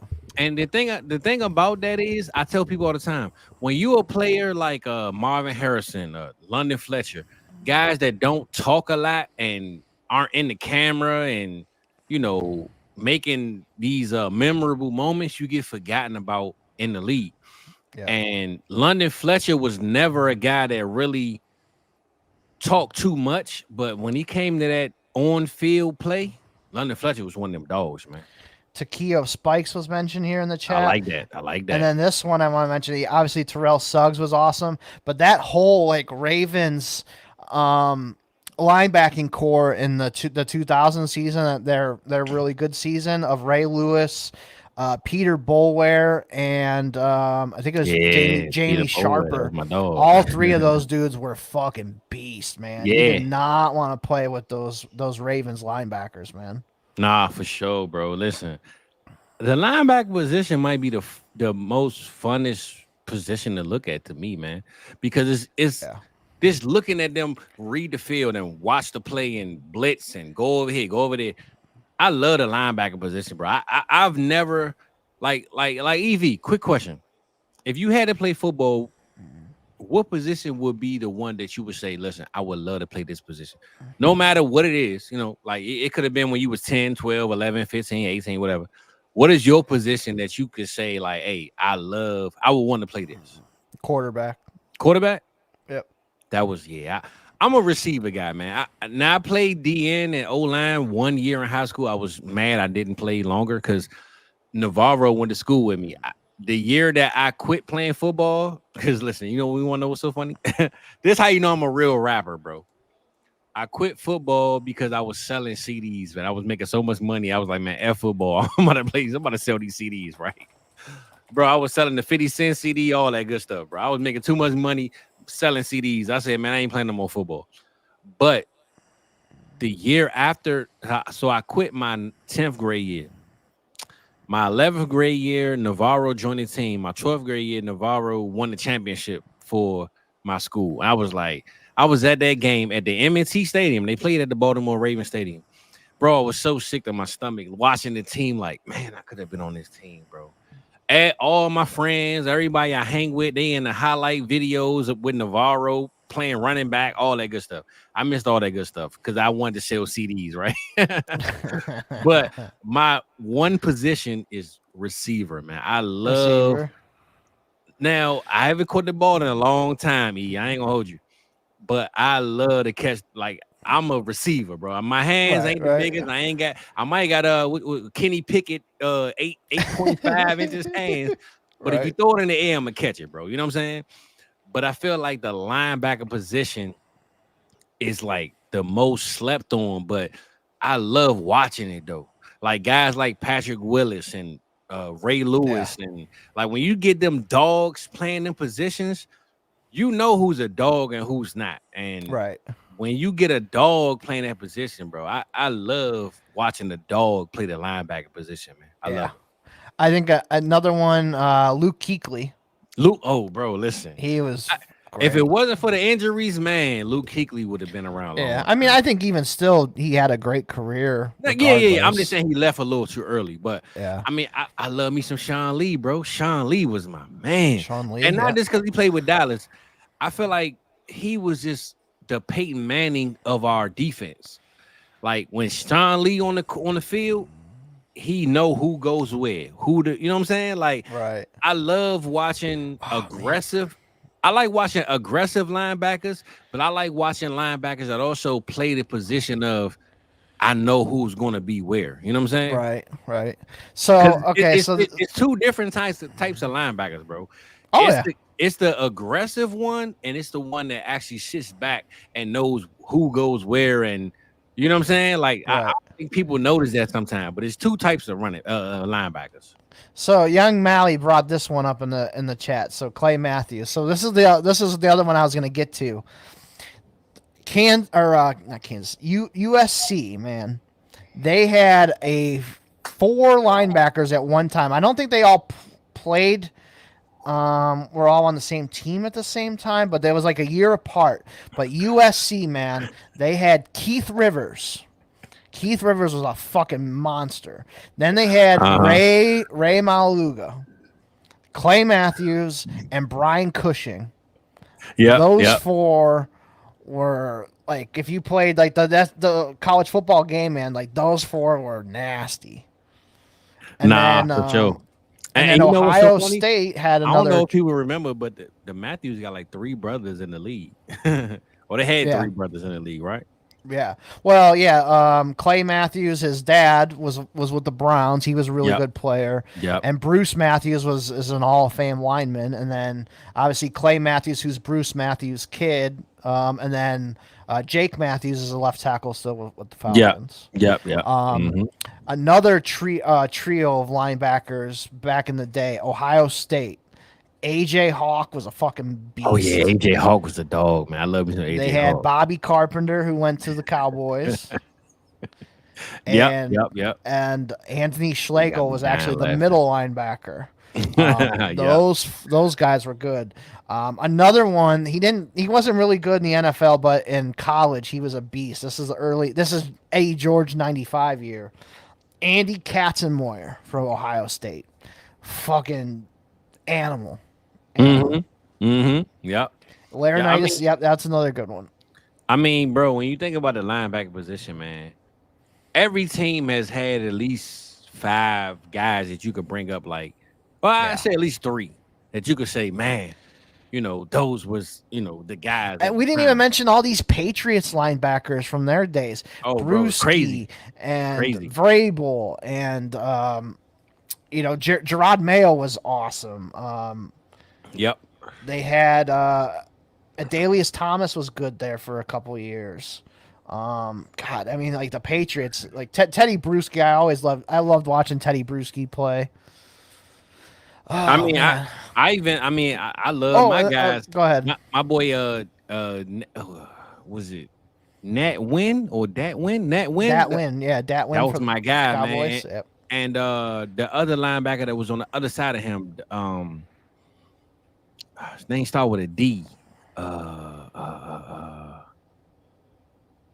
Oh, hold on, Evie. Who was it, man? I know you know who I'm talking about. Look it up. Man. Well, while you look that up, I'm gonna give LeVar Arrington, another good one. Oh yeah. He played Washington and Giants. So one underrated one, he got hurt towards the end of his career and didn't get to finish out. But when he played, he was an absolute beast. And I hate the Steelers, but Greg Lloyd for the Steelers. Yes, sir. Phenomenal player. No. And they had dogs, man. Levon Kirkland. They did. And then obviously the modern day linebackers with Joey Porter, James Ferrier, James Harrison. Yep. Those linebackers for the Steelers, man. Paul Posluszny, that's another good one. I remember him, Penn State, when he was coming out, man. I think it was him and AJ Hawk were the two guys. Man, I'm trying to think of some other good line. So the one linebacker, yeah, Mike Singletary. I was gonna mention him. He was on the Hall of Fame list. Damn, the one linebacker that I thought was gonna be phenomenal when he came out, he went in the top 5 to Seattle. And he was absolutely dog shit in the NFL. Do you remember Aaron Curry? He played at Wake Forest. Aaron Curry. He went in the top 5. I thought he was going to be absolutely phenomenal, and he was absolutely dog shit in the NFL. I don't remember Aaron Curry, bro. But now I'm looking. I just found so Dexter Coakley. That's what I was talking Dexter about. Dexter Coakley, yeah, that's a good one. That was my boy. Dexter Coakley was a dog, bro. Yeah. Yeah, I mean the how can I forget my favorite, Jeremiah Trotter? Jeremiah Trotter. I mean, but he play like DN too though? No, he was strictly middle linebacker. Okay. He played with Washington for a little bit too. So just like how the cornerback switched to safety. Yep. You see how the cornerback switched to safety. sometimes the linebacker switch to DN or vice versa. Yeah. You know what I'm saying? So those positions are always that was a lot of that 4-3-3-4 stuff. It was. Like DeMarcus Ware started at defensive end and then went to linebacker. We literally should have put DN and linebacker together in a sense, right? Because it almost fits like, Sean Merriman. Holy fuck, I loved watching Sean Merriman. Sean Merriman, man. Don't get me wrong now. Hey, look, lights out, baby. Yeah. Hey, young Marley, you talking tonight, bro? He was fun to watch. Sean Merriman. Nah, he was, man. It's sad to see how short his career was, but man, Sean Merriman was a dog, bro. Yeah, absolutely. Straight up dog. Yep. I'm trying to think of some like you said, like DeMarcus Ware was kind of like both in a sense. Yeah. You know what I'm saying? Because that's how I feel like Micah Parsons is right now. He's both. Like, he's an edge rusher, but he's a linebacker too. Like, right. Julius Peppers, he was both. He was I like this one though, man. Alden Smith. If it wasn't for the trouble and the drugs or whatever it was, man, Alden Smith was the dog, bro. I mean, another one. I absolutely loved watching this guy play. He played. He had a phenomenal rookie season, but he was just a dummy. Odell Thurman for the Bengals. Do you remember him? Hey, not a dummy though. Oh, he was dummy. But I remember. I always love hearing this story. So when Daniel Jeremiah worked for the Ravens, he had to take these guys out to, pick them up beforehand and all that. And Odell Thurman, he wanted to just go to the strip club before the Ravens meeting, and he missed their meeting because he was out at the strip club all night. That dude, we had one phenomenal season with the Bengals. There was that one year the Bengals were like Chad Johnson was hitting, and Hushmanzada and Carson Palmer and all those guys. That was the year Carson Palmer got his knee dove into in the playoffs. Yeah.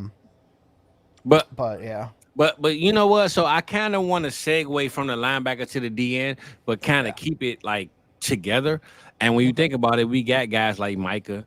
Luke Kuechly was a dog, 100%. Yeah, Javon Curse was strictly at DN. But honestly, he could have played linebacker, and he wouldn't have been no problem. Definitely could have, but he was a beast. Obviously, you got to mention Terrell Suggs, right? Yeah, Suggs. You got to mention Reggie White. Reggie White was phenomenal. Yeah, that was Derek Thomas. Obviously, he kind of played the same. So where do you put Javante Clowney, bro? Because if Clowney keep getting contracts, bro, he's still staying around every year, man. Clowney has never went without a job, bro. Bruce Smith was amazing. Yeah. I would say Clowney hasn't lived up to his potential. I think he had like one or two good seasons, but he could have been a lot better. I think he wasted a lot of talent, I think. He did. But I feel like when he went to Houston, bro, Houston was a bad team too, bro. They were like a terrible team when he went there. Go ahead, I'm sorry. No, I was just about to say, like, he just went to a bad team and he just like played to the best of his ability. But every year he keep getting a $15 million contract. Like every 1 year deal, $15 million, 1 year, $18 million. Yeah, he's like a hired gun, yeah. Yeah, you know what I'm saying? Like he just like he literally played for every team, man, in the AFC at this point. Like, Young Malley brought up one of my favorites. I absolutely love watching Dwight Freeney. Oh yeah, that dude was a absolute menace off the edge. Hey, it's so funny, bro. When I hear you say it's Young Malley, but I don't.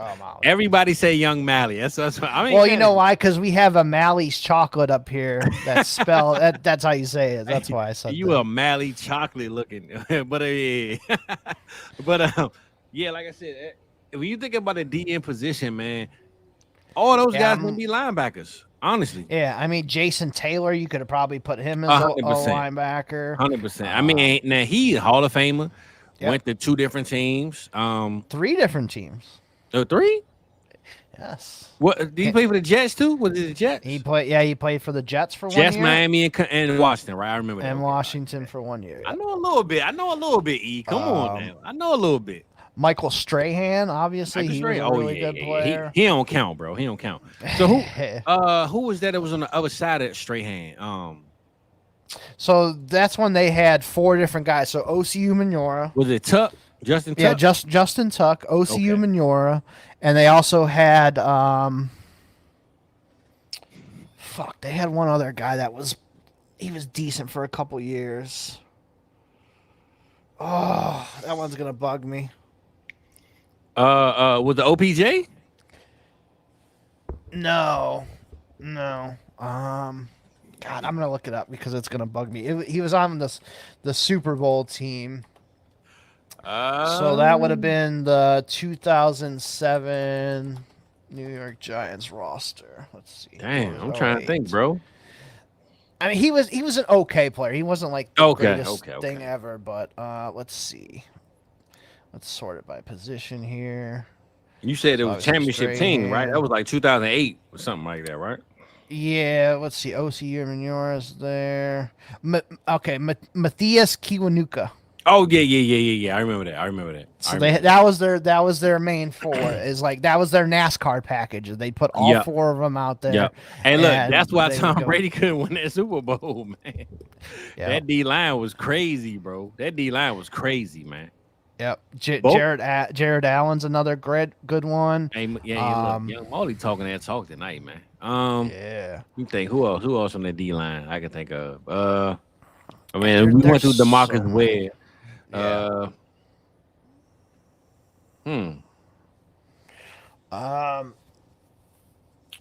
Damn, E. Trying to think, bro. I mean, it's so many. It's hard to really think of how many. There's definitely so many. It's literally so many, bro. JJ Watt and TJ Watt are 2. Oh yeah, they don't even count, bro. I mean, I know we didn't speak of them, but they don't count, bro. And listen, I'm trying to think of some older ones. I'm not gonna lie. I'm gonna bring up a memory. E. Okay. We took Taco Charlton, bro. Woof. You know, TJ Watt went 2 picks after that, bro. Yeah.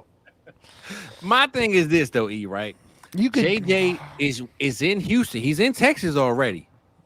Why don't we take the bloodline? Yeah. We take Taco over JJ Watt? Come on. How about this one? So just think about it back in the day. You're probably in high school. I was in high school. Uh-huh.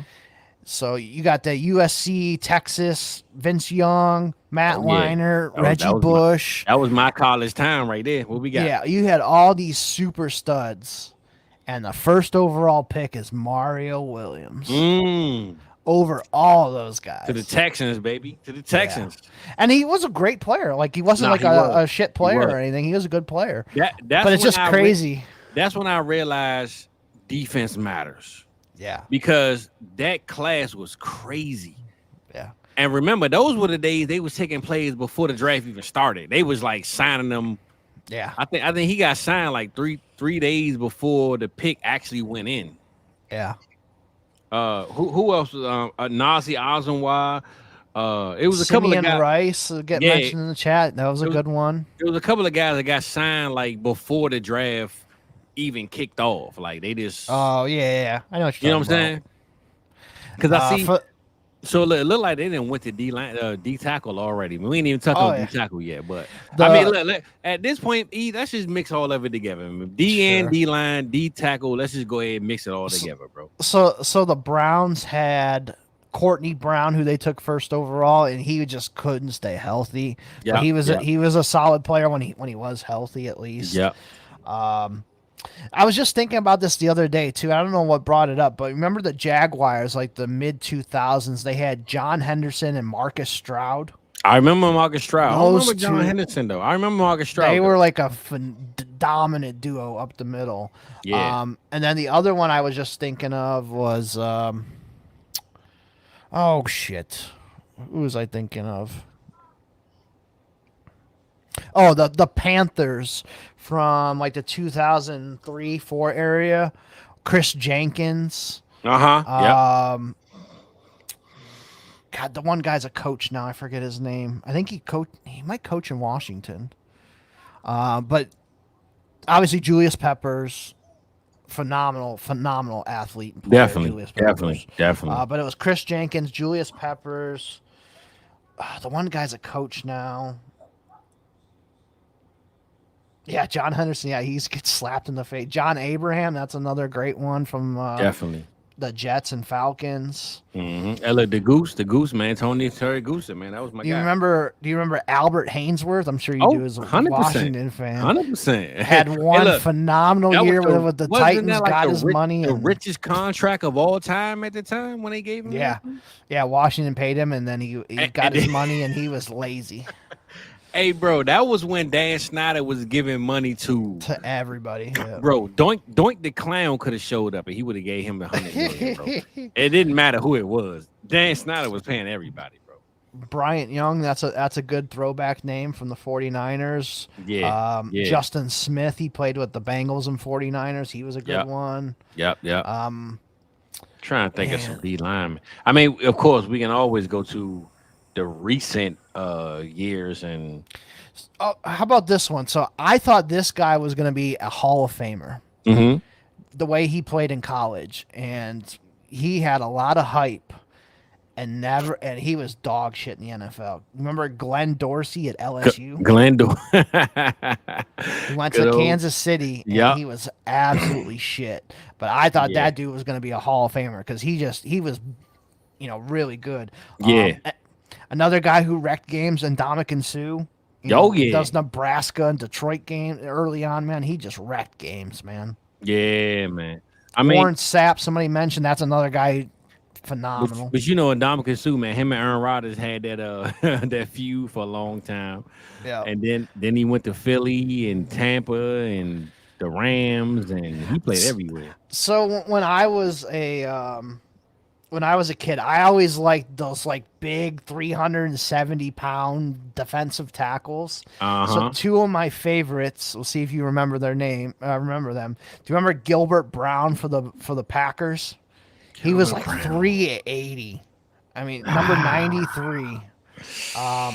Gilbert Brown. Off the top of my head, I'm not gonna lie to you, I don't remember. But if I look at him, I bet I can. But off the top of my head, I can't remember. And then another guy, he played for multiple different teams, but Big Ted Washington played for the Bears, Patriots, the Browns. So I have a funny story about him. My first ever time going to training camp. And if you ever been to training camp, you watch these guys, they do their warm-ups and stuff beforehand. And so they're doing leg stretches and stuff. And all that. All the players are doing their leg stretches. And Big Ted Washington is just fucking laying there. He's not doing a goddamn thing. He's just laying there like this big blob, just laying on the field. And then they get up and they doing arm circles and stuff. And he's just he's not doing anything. I'm this guy just gets paid to just stuff the middle. He don't give a shit. Hey, look, them D tackles, man. It don't look like they do any work in the gym, bro. They just show up after eating Five Guys burgers, and they just say, "F it, man. I'm doing what I want to do, bro." Charles Haley, fantastic player. Yes, sir. Yes, Jerome Brown, somebody mentioned he was gone way too soon. Jerome Brown was fantastic. Yeah, man. Another D tackle from back in my young days. Do you remember Cortez Kennedy for the Seahawks? Oh, yeah. I remember Cortez. He was a big one. Yeah. Jamal, pretty sure it was Jamal Williams. He was a nose tackle for the Chargers during the early LT days. He was really good. What about current days? We got Chris Jones, right? Straight up dog. Oh yeah, he's a beast. Casey Hampton for the Steelers. He was a really good nose tackle. Yeah. No doubt. For those 314, Vince Wilfork, somebody mentioned earlier too. Yep. Vince Wilfork, those nose tackle guys. Haloti Ngata for the Ravens. Mm-hmm. That guy was a beast. Michael Bennett. Good Michael Bennett, yep. Yes, sir. Haloti Ngata, yep. Somebody mentioned Tony Saragusa. Tony Saragusa, what a character. Yeah, that was awesome. Look, that year they had the the NFL was that Mike? That's a good one. Mike Malula. I remember that one. Okay. he was like the very first like combine freak guy. Like did absolutely jack shit in college, and he had like one of the best combines of all time. And that got him drafted by the Eagles super high. And he was just a terrible player. There's so many, man. When you on defense, bro, it's a lot of guys. Because, we fantasy guys, right? So we always talk about offense. We tend to forget about the defense, man. But I'm kind of glad we had this show because it kind of brings up a lot of guys that we've been kind of forgetting about or haven't spoken another one who was a great player, but he got into some trouble at the end of his career was Leonard Little for the Rams. Yeah, I was about to say, Little was with the Rams. Yeah, he was like their main defensive player. Who was that one? He was an asshole. He played for the Panthers and then went to the Cowboys. He got in trouble for beating his girlfriend or whatever, and then he went to then he went to play and went into MMA. Randy. No, one Randy. No, not Randy Gregory was not Randy Gregory. Because he played UFC. He fought a UFC. He was Yeah, I can't think of the name off the top of my head. I'm going to tell you right now, bro. Greg Hardy. There you go. Greg Hardy. Yep. Greg Hardy. And the crazy part was, he started over with Carolina, and he was a dog in Carolina. Yeah, he was a good player. He was a dog, bro. Then he came to Dallas, and it was like, hey, he can be all right. Which he wasn't bad in Dallas, but we paid him off of what he did that year. So, because I remember a lot of people, even my father was telling me, like, y'all signed Greg Hardy, but we paid him off his production. Right. That was the first year somebody got paid off of what they actually did. It wasn't like a guaranteed contract. Like he had to meet certain stats to get paid in a sense. Right. Man, I'm trying to think of some other ones. Somebody mentioned him earlier, but Aldon Smith, remember him with the 49ers? Man, listen, I love Aldon Smith, bro. Yeah, he has a couple good years. I love Aldon Smith, bro. That's my man. Like, I can't even give you any, like, obscure Browns guys because they all sucked. I'm sitting here looking like, who I'm going to go with? Yeah. Oh, man. It's so, I mean, bro, it's that's what I say, man. I remember one. He was... I'll see if you remember. He had like maybe 2 good seasons, but he was like a phenom there for a couple years. This is early 2000s. Kabir Baja-Biamila for the Packers. Oh yeah. Yep. I remember him. He was. This a linebacker, but definitely Junior Seau. Yeah, we mentioned Seau earlier. Okay. Oh yeah, Taylor Mays. He was a part of that USC defense. Man, that USC defense was sick. Yeah, man. I'm gonna have an EV. I'm not gonna lie, bro. I'm gonna have me a college throwback show, bro. Absolutely. A college, because I haven't spoken on college yet, but I'm just sitting here thinking about the guys that we spoke on already, and I think I gotta talk about some college, man, real soon, bro. Another one, BJ Raji. Remember him from the Packers? That's my man right there. BJ Raji, that was my dog right there, man. BJ was a good player. Ooh, man, it's so many, bro. It's so many. There really is. It really is, man. And it's hard to go by. Like, I know we want to speak on Hall of Famers, but it's so hard to just speak on Hall of Famers because it's guys that maybe aren't Hall of Famers, but they had 3 or 4 years of this straight dominance. You know what I'm saying? Like, all right, I got one for you. We can maybe end on this one. Okay, let's end on who you got. Your favorite return men, either punt returns, kick returns. Who is your 3 favorites? My 3 favorites. Well, of course, Devin Hester for sure. Yep. What's my guy for Kansas City, man? I got his name in my Dante Hall. Dante Hall. There we go. Dante Hall was phenomenal. Dante Hall and Deion Sanders, bro. It got to be them 3. Yeah, I would probably say mine's Dante Hall for sure. I probably would have to put Sanders or Hester in there. Yep. And then my other one is Josh Cribbs. Hey, look, Josh Cribbs, Maryland representative, bro. Maryland representative. Josh Cribbs is from the crib. That's my guy right there. And look, you a Cleveland guy, so I get it. Yeah. Oh, that dude he's the only thing we had that was any good. Him and Phil Dawson. That was it. Nah, a kicker, a kick returner. That's all. I forgot what area he's from in my city, but he's definitely from the Maryland area. So shout out to Josh Cribbs. But I'm definitely going Dion, Hester, and Hall for sure. Some other good ones, Desmond Howard. Yep. You know, he had a couple good years there with the Packers. Man, I'm trying to think of some other really good return guys. Man, and it's so sad what they do with the return game now, bro. It's not the same. It's like whoever has the record, they're going to keep that record. I don't think no records will ever be broken again. Right.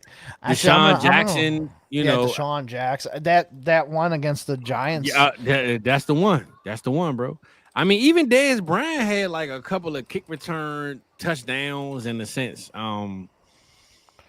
Okay. Here's some good ones. So I just pulled up the list here. So remember Brian? Obviously, you remember Brian Mitchell played with Washington and Philadelphia. Devin Hester broke his record, right? He had a touchdown record or something, I believe. I think so. Yep. Yeah. Darren Sproles. Oh yeah. Leon Washington. I remember him from Florida State. I loved him. Yep. He was one of my favorites. My dog. Here's a good one. Alan Rossum. He played for the Falcons and a couple other teams. Okay. R.I.P. Jacoby Jones, who just passed away. He literally just passed away like a month ago. So yeah.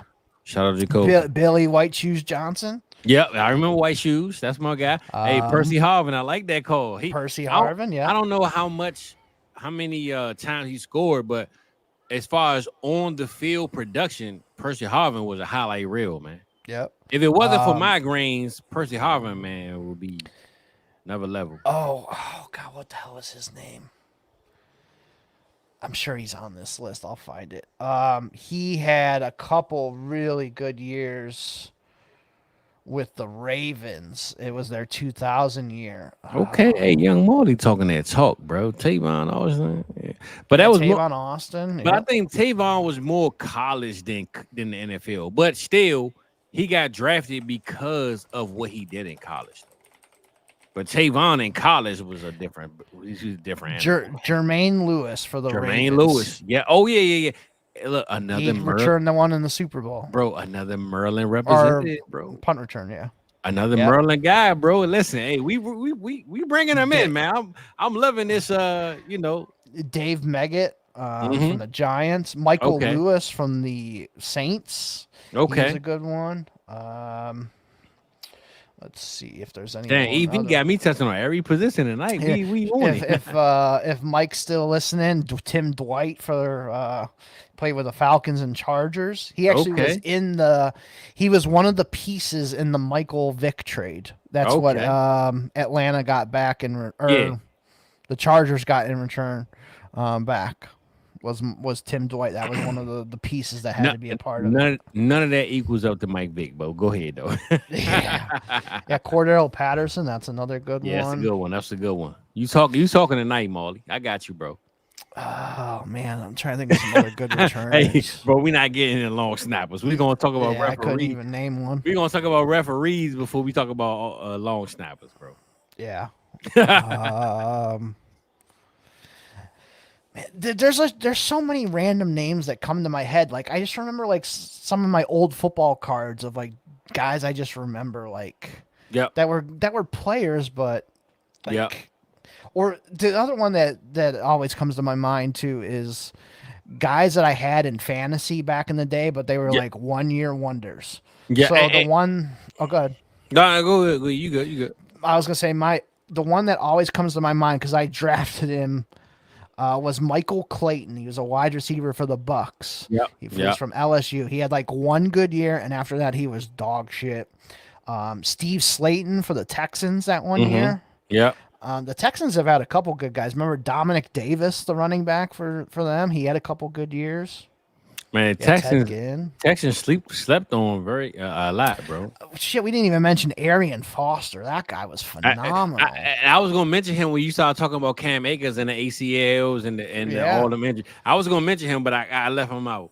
Yeah, so Arian Foster was tremendous. So look, E, before we leave, I know we said that was the last thing, but before we leave, we're gonna speak on our favorite, just one player, our favorite guy from every position named. All time. Quarterback, running back, receiver, tight end, D-line, all that good stuff. So quarterback. You name the position, we'll fire away. Quarterback, who's your favorite guy? All time. Donovan McNabb. Okay. Yep. I'll ride and die with that one. I'm gonna go with Peyton Manning, bro. That's my guy. Peyton Manning, okay. Running back.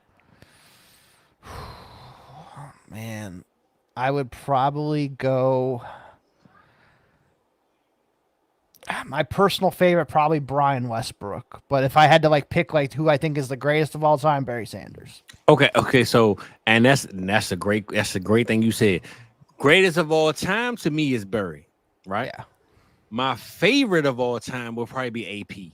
I love AP. Yeah, I love me some AP, bro. I love AP. Yeah. So I'm glad we kind of had that greatest and then favorite, because that's okay. So quarterback greatest, we'll go back to that. I think it's Tom Brady.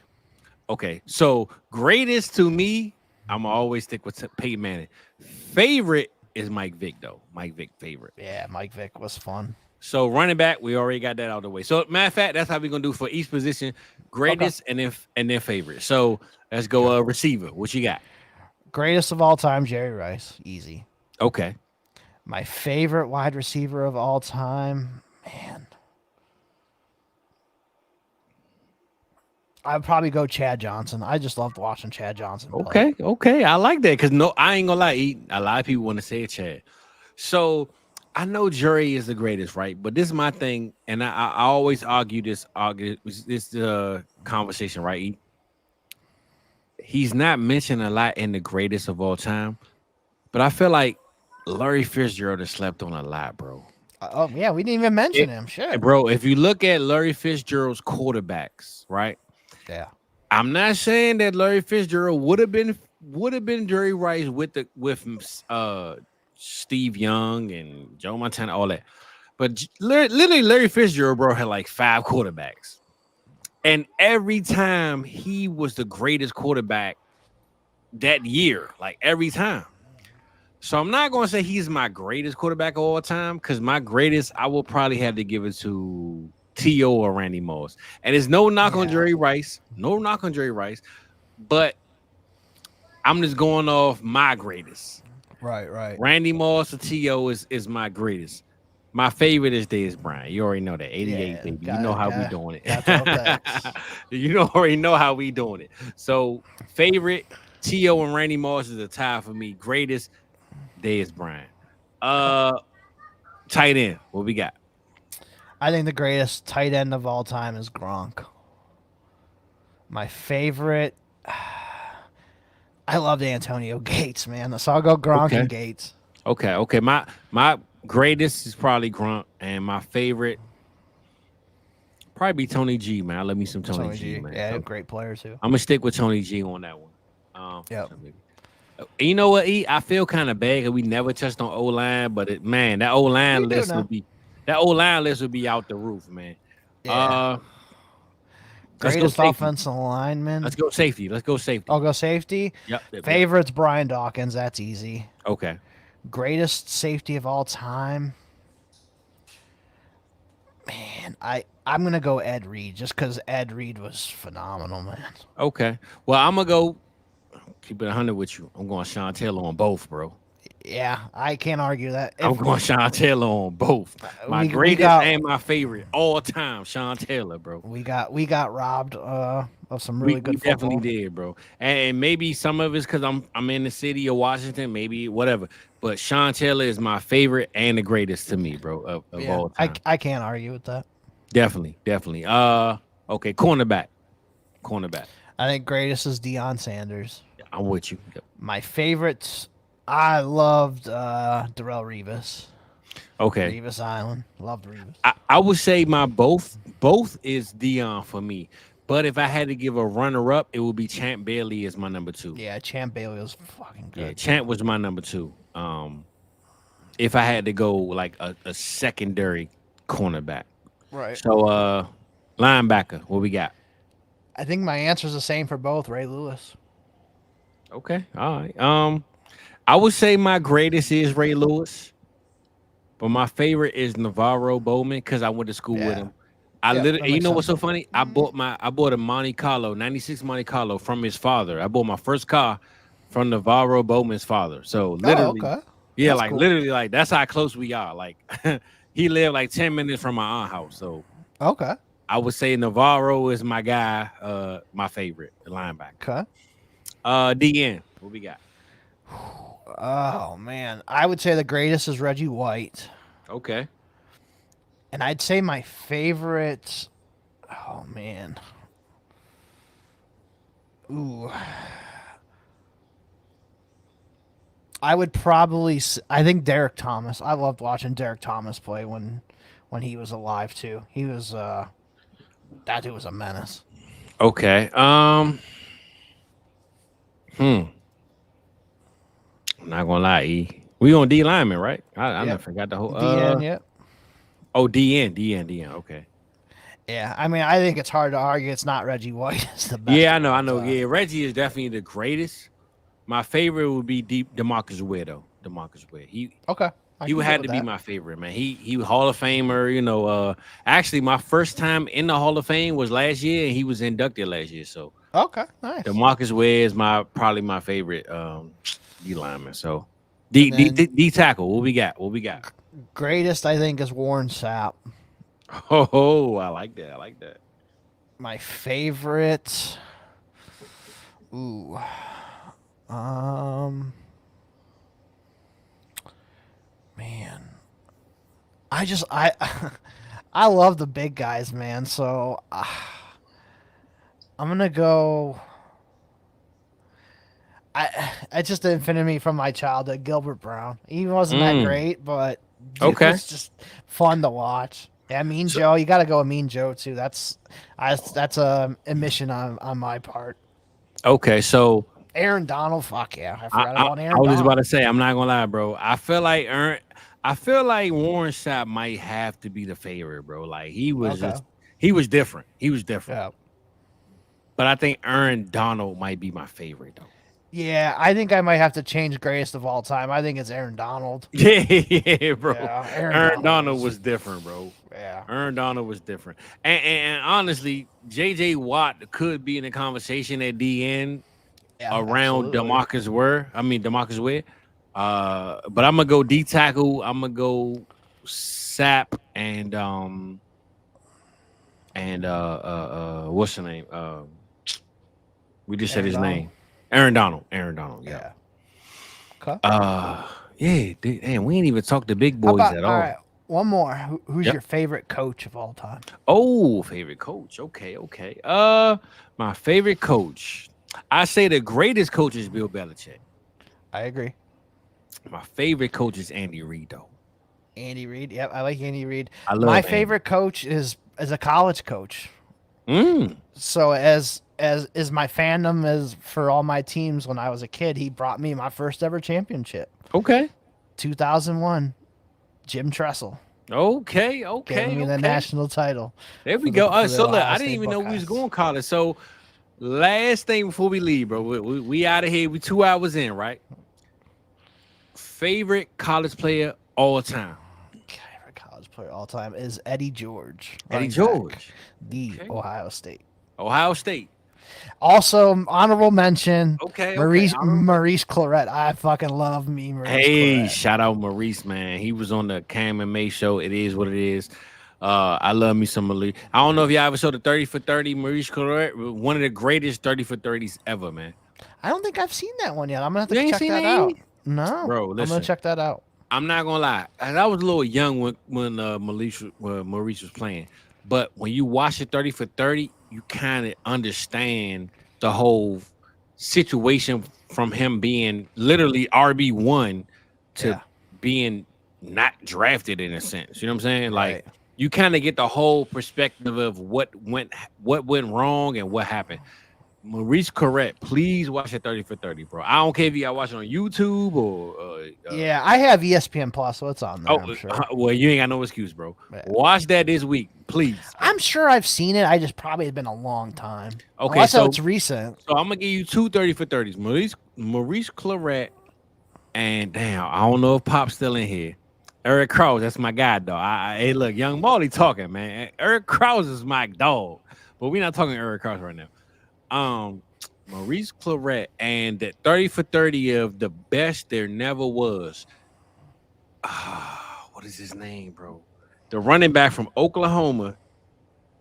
You will know who I'm talking about, E. You know what I'm talking. He played for I know who you're talking about. The USFL. No, it wasn't Billy Sims. Nope. Marcus Dupree. Yep, that's it. That's one of the best 30 for 30s I ever seen, bro. Okay. And my father put me on to that one. The best 30 for 30 ever, bro. All right. You ready to tell me either Warwick Dunn or Peter Warwick are your favorite? Hey, hold on, man. How did you know my answers? Number one. Because those guys were awesome in the late 90s, man. I'm going to say we was going on favorite and the best, right? Sure, yeah. Or I think you asked me who was my favorite college player of all time. That was Eddie George. Okay. So I got 2 runner-ups, bro. Peter Warwick is the greatest of all time to me. Yeah. So another guy that I wish he would have been better in the pros. Peter Warwick doesn't count to me, right? He's kind of auto pick. But I'm gonna say, oh damn, I got a bunch of guys. But I'm gonna say Vince Young, bro. Yes. That Vince Young year versus USC in the title, bro. Crazy. I wanted to say Jameis Winston because that's my dog, so I love me some James. Everybody knows. I don't know why they haven't done this yet, like NFL Network or whatever. Why can't you guys put every single team's game up like on a streaming platform, and I can go back because I've always wanted to go back and watch every single game of the '99 Rams and just watch Kurt Warner that whole year. Bro. Like I would love to go back and watch all of Texas's games from Vince Young. Like I wish some of these streaming networks would literally put up like, hey, you want to go back and watch the entire 2004 whatever it was Texas team or the '99 Rams or whatever year you want to watch. So many platforms out right now is no reason why, right? Right. So I'm gonna say, like I said, my guys will have to be Peter Warwick as automatic pick. Yeah. But Vince Young, bro, that year he played, man, bro. Yeah. Him and Jameis Winston was my favorite 2 quarterbacks, man, of their time. But I'm gonna give it to Vince because that year, man, I stopped watching college football for a while after like Cam Newton left and Tim Tebow. I kind of stopped watching college, bro. I kind of fell off a little bit. The top 3 college players that I've ever watched. Young Molly talking tonight. Yeah. Lindale White, my favorite. Hey, bro, listen, Lindale White was my guy, bro. I used to call him Len Whale White because he got big there at the end. That was my dog. Yeah, bro. That's who I was gonna mention. My top 3 like college players that I watched that I think are just phenomenal was obviously Reggie Bush and Vince Young in the same year. Yep.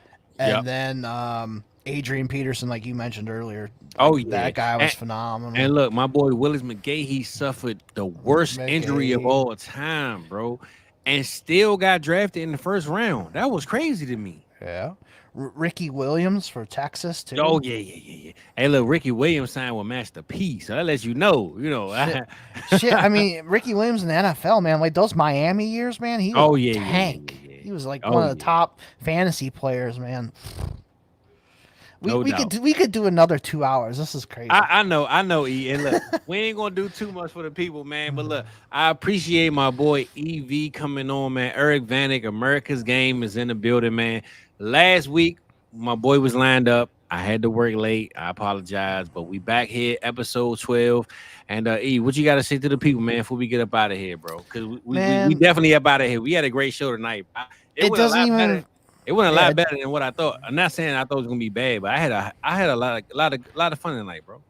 It didn't feel like 2 hours at all. It didn't, bro. Just it didn't. Two buddies hanging out, talking old football. 100%. So yeah, anytime you ever want me back on, you know where to get me. I'm in. So, bro, listen.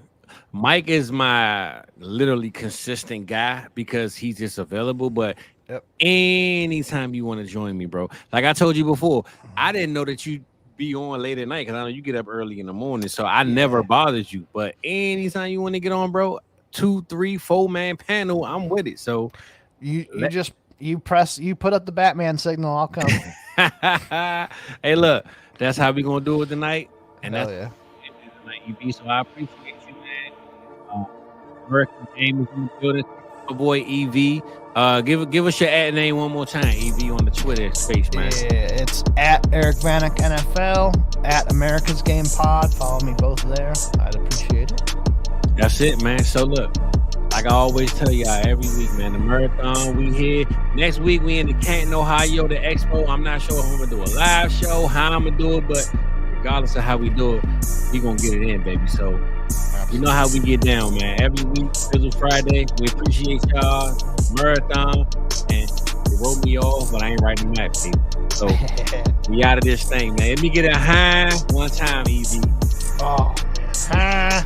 And that's how we gonna end this thing. We out of here.